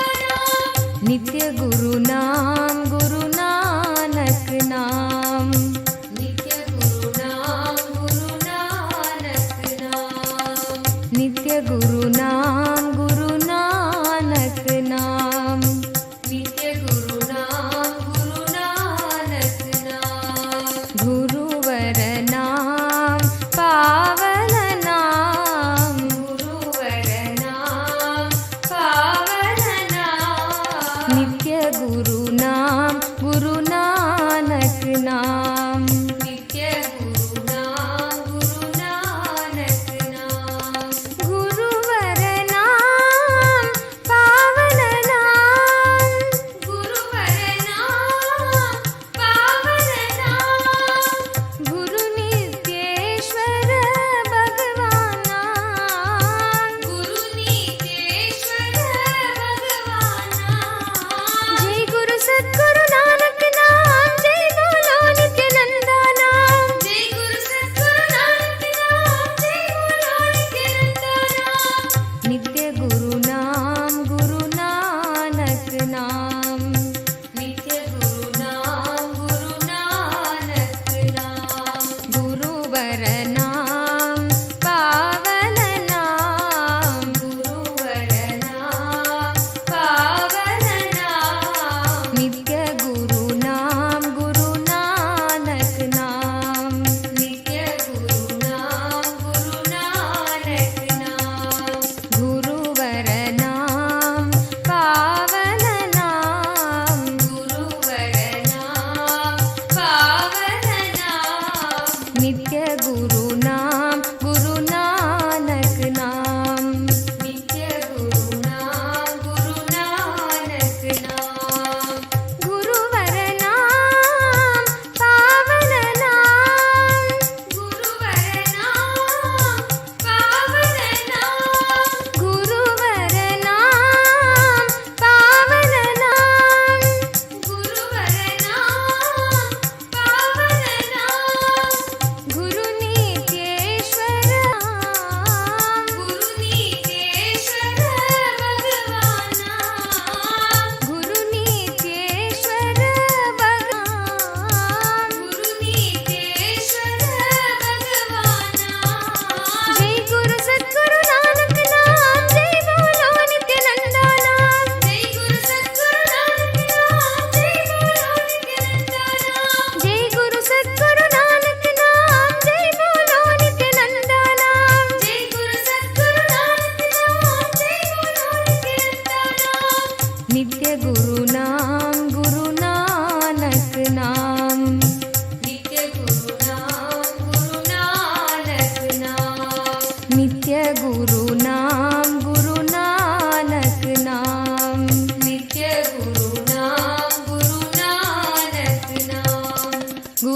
गुरुवरनां पावननां गुरुवरनां पावननां नित्य गुरुनां गुरुनानक नाम नित्य गुरुनां गुरुनानक नाम गुरुवरनां पावननां गुरुवरनां पावननां नित्य गुरुनां गुरुनानक नाम नित्य गुरुनां गुरुनानक नाम गुरुवरनां पावननां गुरुवरनां पावननां गुरुवरनां पावननां गुरुवरनां पावननां गुरुनीतेश्वर भगवाना गुरुनीतेश्वर भगवाना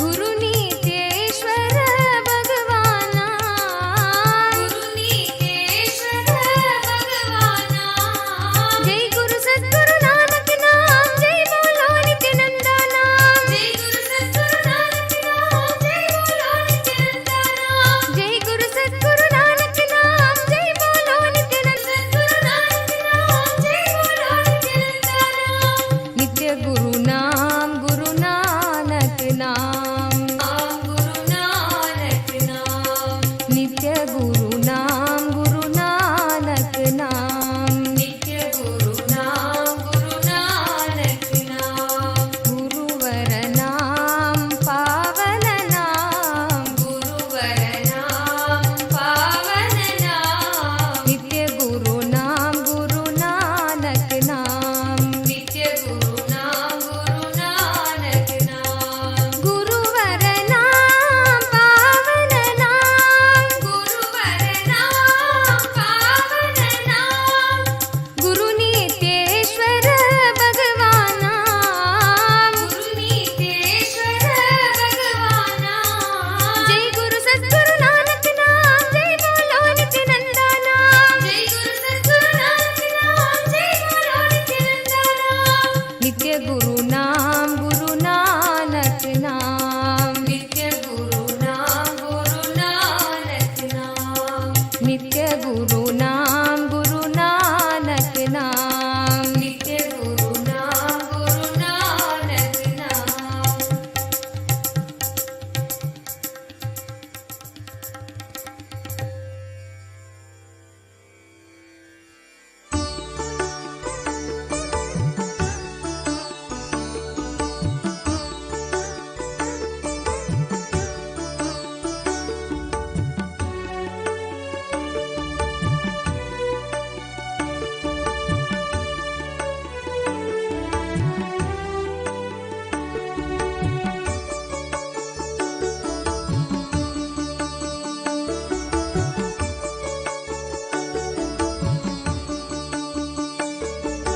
स्वागतं गुरु श्री नित्यानंदरिगे नित्यानंदದ ಸ್ಥಿತಿ ನೀಡುವ ದೇವ ನಿತ್ಯಾನಂದರಿಗೆ स्वागतं गुरु श्री नित्यानंदरिगे नित्यानंदದ ಸ್ಥಿತಿ ನೀಡುವ ದೇವ ನಿತ್ಯಾನಂದರಿಗೆ स्वागतं गुरु श्री नित्यानंदरिगे ನಿತ್ಯಾನಂದರಿಗೆ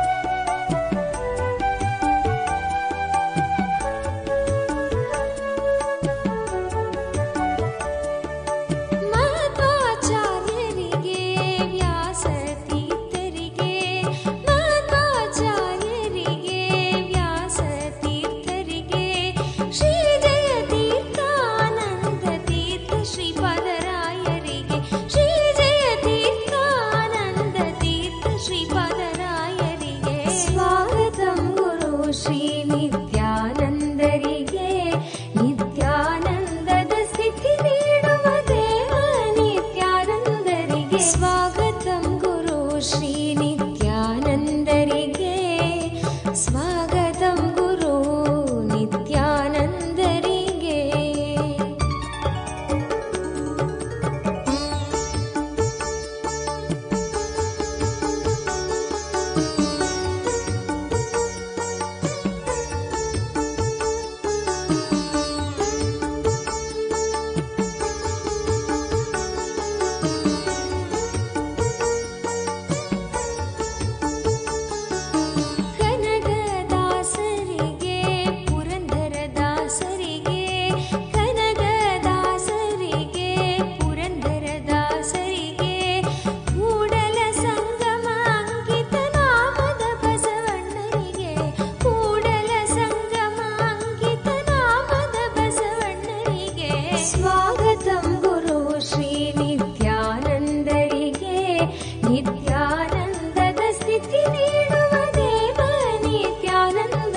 स्वागतं गुरु श्री नित्यानन्दरिगे नित्यानन्दरिगे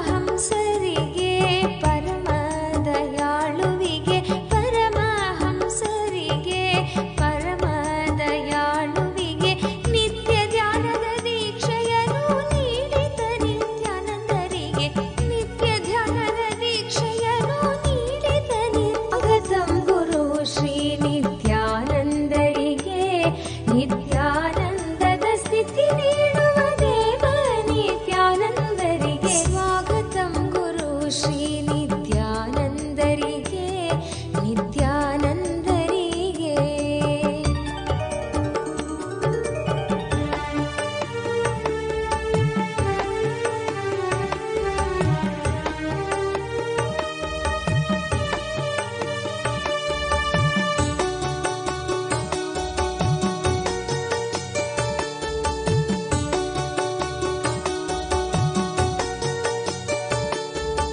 ಅಕ್ಕ ಮಹಾದೇವಿಗೆ ಅಲ್ಲಮ ಪ್ರಭುವಿಗೆ ಅಕ್ಕ ಮಹಾದೇವಿಗೆ ಅಲ್ಲಮ ಪ್ರಭುವಿಗೆ ಜಗನ್ನಾಥ ದಾಸ ವಿಜಯ ದಾಸ ಗೋಪಾಲ ದಾಸರಿಗೆ ಜಗನ್ನಾಥ ದಾಸ ವಿಜಯ ದಾಸ ಗೋಪಾಲ ದಾಸರಿಗೆ ಸ್ವಾಗತಂ ಗುರು ಶ್ರೀ ನಿತ್ಯಾನಂದರಿಗೆ ನಿತ್ಯಾನಂದದ ಸ್ಥಿತಿ ನೀಡುವ ದೇವ ನಿತ್ಯಾನಂದರಿಗೆ ಸ್ವಾಗತಂ ಗುರು ಶ್ರೀ ನಿತ್ಯಾನಂದರಿಗೆ ನಿತ್ಯಾನಂದರಿಗೆ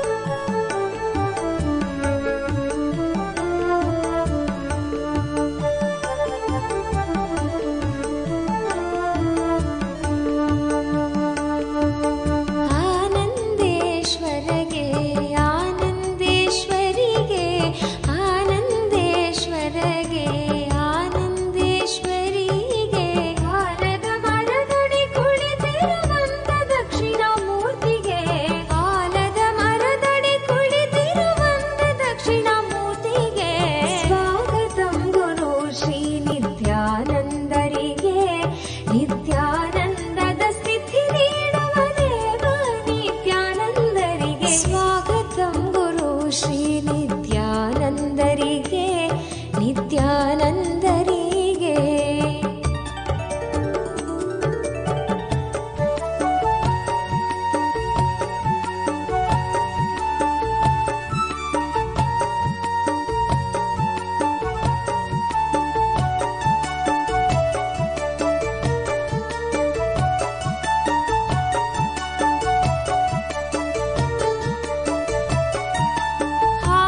ಆನಂದಲಿಂಗಗೆ ಸ್ವಯಂಭುಲಿಂಗಗೆ ಆನಂದಲಿಂಗಗೆ ಸ್ವಯಂಭುಲಿಂಗಗೆ ಸರ್ವರ ಪಾವ ತೊಳೆವ ವೈದ್ಯ ಸರೋವರಗೆ ಸರ್ವರ ಪಾವ ತೊಳೆವ ವೈದ್ಯ ಸರೋವರಗೆ ಸ್ವಾಗತಂ ಗುರು ಶ್ರೀ ನಿತ್ಯಾನಂದರಿಗೆ ನಿತ್ಯಾನಂದದ ಸ್ಥಿತಿ ನೀಡುವ ದೇವ ನಿತ್ಯಾನಂದರಿಗೆ ಸ್ವಾಗತಂ ಗುರು ಶ್ರೀ ನಿತ್ಯಾನಂದರಿಗೆ ನಿತ್ಯಾನಂದದ ಸ್ಥಿತಿ ನೀಡುವ ದೇವ ನಿತ್ಯಾನಂದರಿಗೆ ಸ್ವಾಗತಂ ಗುರು ಶ್ರೀ ನಿತ್ಯಾನಂದರಿಗೆ ಸ್ವಾಗತಂ ಗುರು ಶ್ರೀ ನಿತ್ಯಾನಂದರಿಗೆ ಸ್ವಾಗತಂ ಗುರು ಶ್ರೀ ನಿತ್ಯಾನಂದರಿಗೆ ನಿತ್ಯಾನಂದರಿಗೆ ನಿತ್ಯಾನಂದರಿಗೆ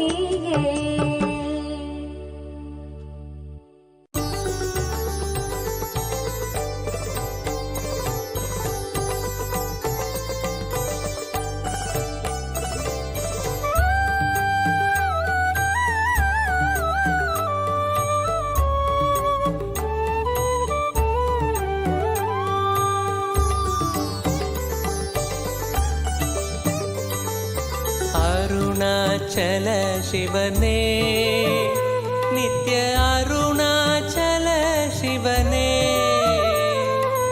அபயம் தந்தம்மையாட்கொண்டிடவே அபயம் தந்தம்மையாட்கொண்டிடவே கருணையால் உதித்தவனே நித்ய அருணாச்சல சிவனே அருணாச்சல சிவனே நித்ய அருணாச்சல சிவனே அபயம் தந்தம்மையாட்கொண்டிடவே அபயம் தந்தம்மையாட்கொண்டிடவே கருணையால் உதித்தவனே நித்ய அருணாச்சல சிவனே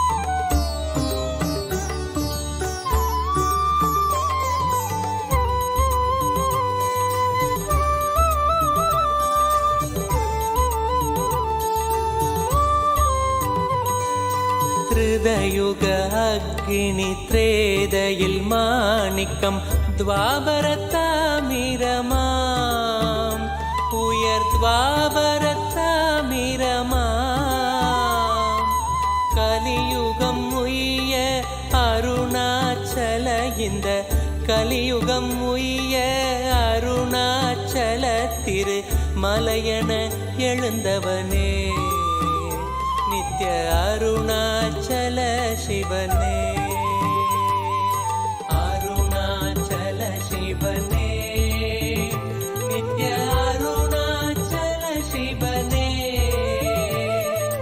அபயம் தந்தம்மையாட்கொண்டிடவே அபயம் தந்தம்மையாட்கொண்டிடவே கருணையால் உதித்தவனே நித்ய அருணாச்சல சிவனே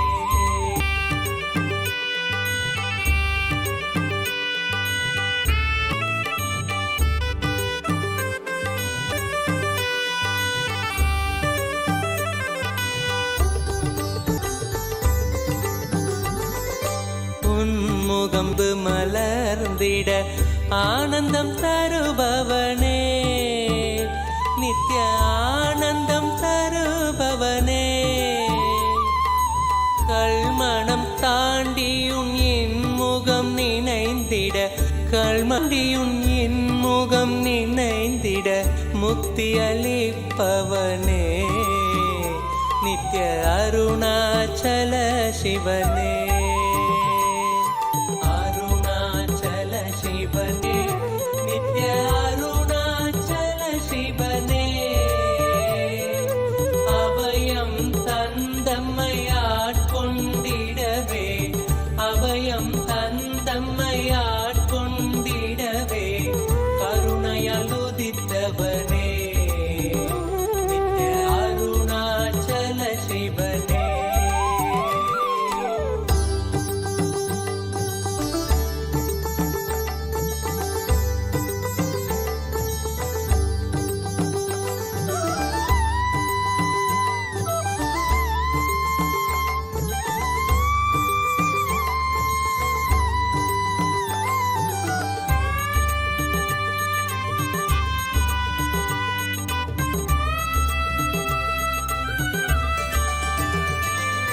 மாதவம் செய்தந்த மங்கையும் ஏங்கிட பாகத்தை தந்தவனே இடபாகத்தை தந்தவனே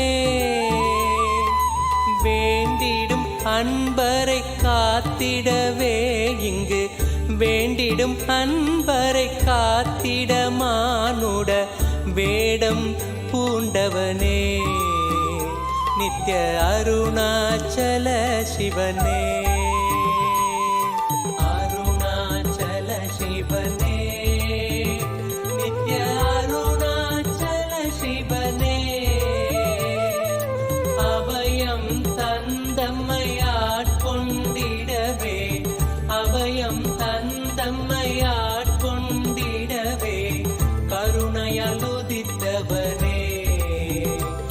நித்ய அருணாச்சல சிவனே.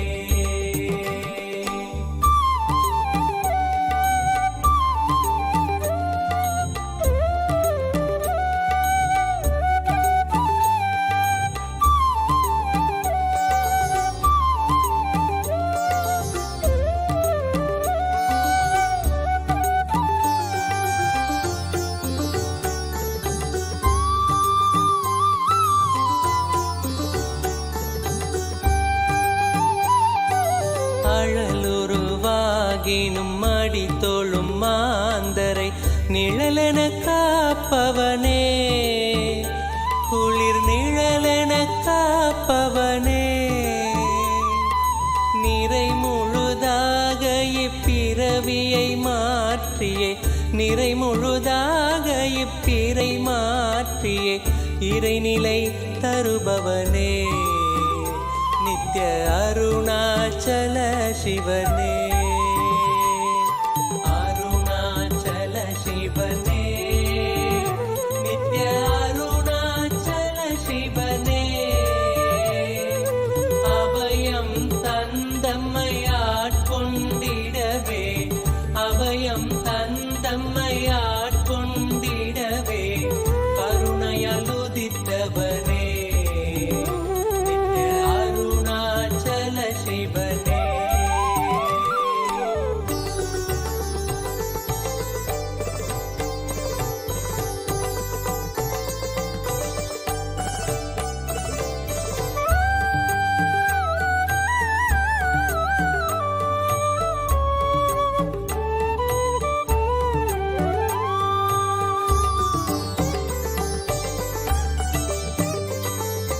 வேதனை தீர்த்திட வேதனும் மாலும் பாதம் பணிந்திடவே, உந்தன் பாதம் பணிந்திடவே,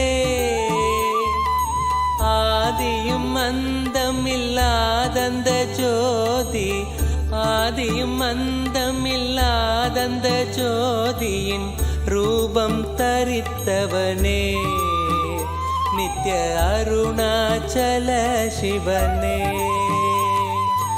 அருணாச்சல சிவனே, நித்ய அருணாச்சல சிவனே, அபயம் தந்தம்மையாட்கொண்டிடவே, அபயம் தந்தம்மையாட்கொண்டிடவே கருணையால் உதித்தவனே, நித்ய அருணாச்சல சிவனே.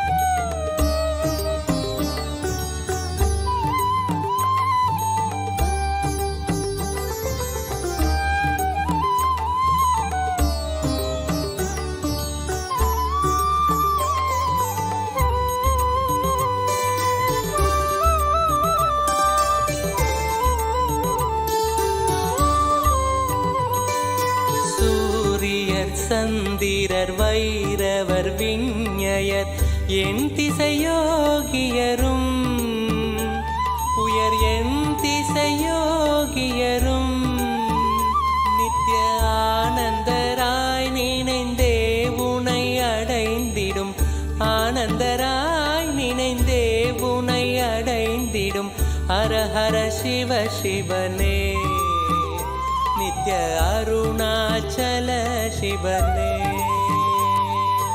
அருணாச்சல சிவனே, நித்ய அருணாச்சல சிவனே, அபயம் தந்தம்மையாட்கொண்டிடவே, அபயம் தந்தம்மையாட்கொண்டிடவே கருணையால் உதித்தவனே, சிவனே.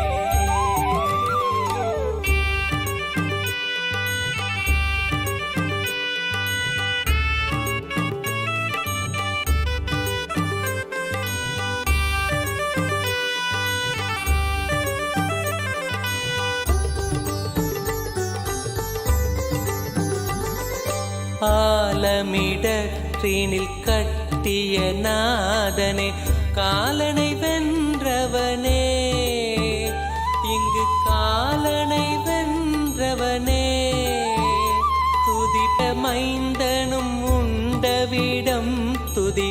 பாடும் உண்டவிடம் அதன் வீரியம் மாய்த்தவனே நித்ய அருணாச்சல சிவனே அருணாச்சல சிவனே நித்ய அருணாச்சல சிவனே அபயம் தந்தம்மையாட்கொண்டிடவே அபயம் தந்தம்மையாட்கொண்டிடவே கருணையலுதித்தவனே நித்ய அருணாச்சல சிவனே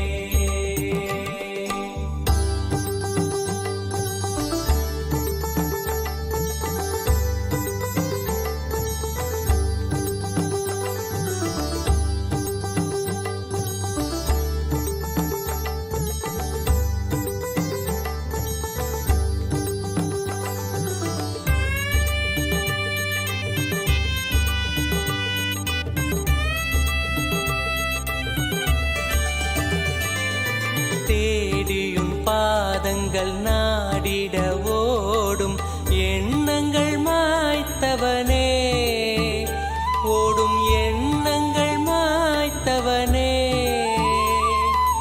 ஆழ்ந்து நினைந்திட ஆண்டவனே உனை ஆழ்ந்து நினைந்திட ஆண்டவனே நித்ய ஆனந்தம் தந்தவனே நித்ய அருணாச்சல சிவனே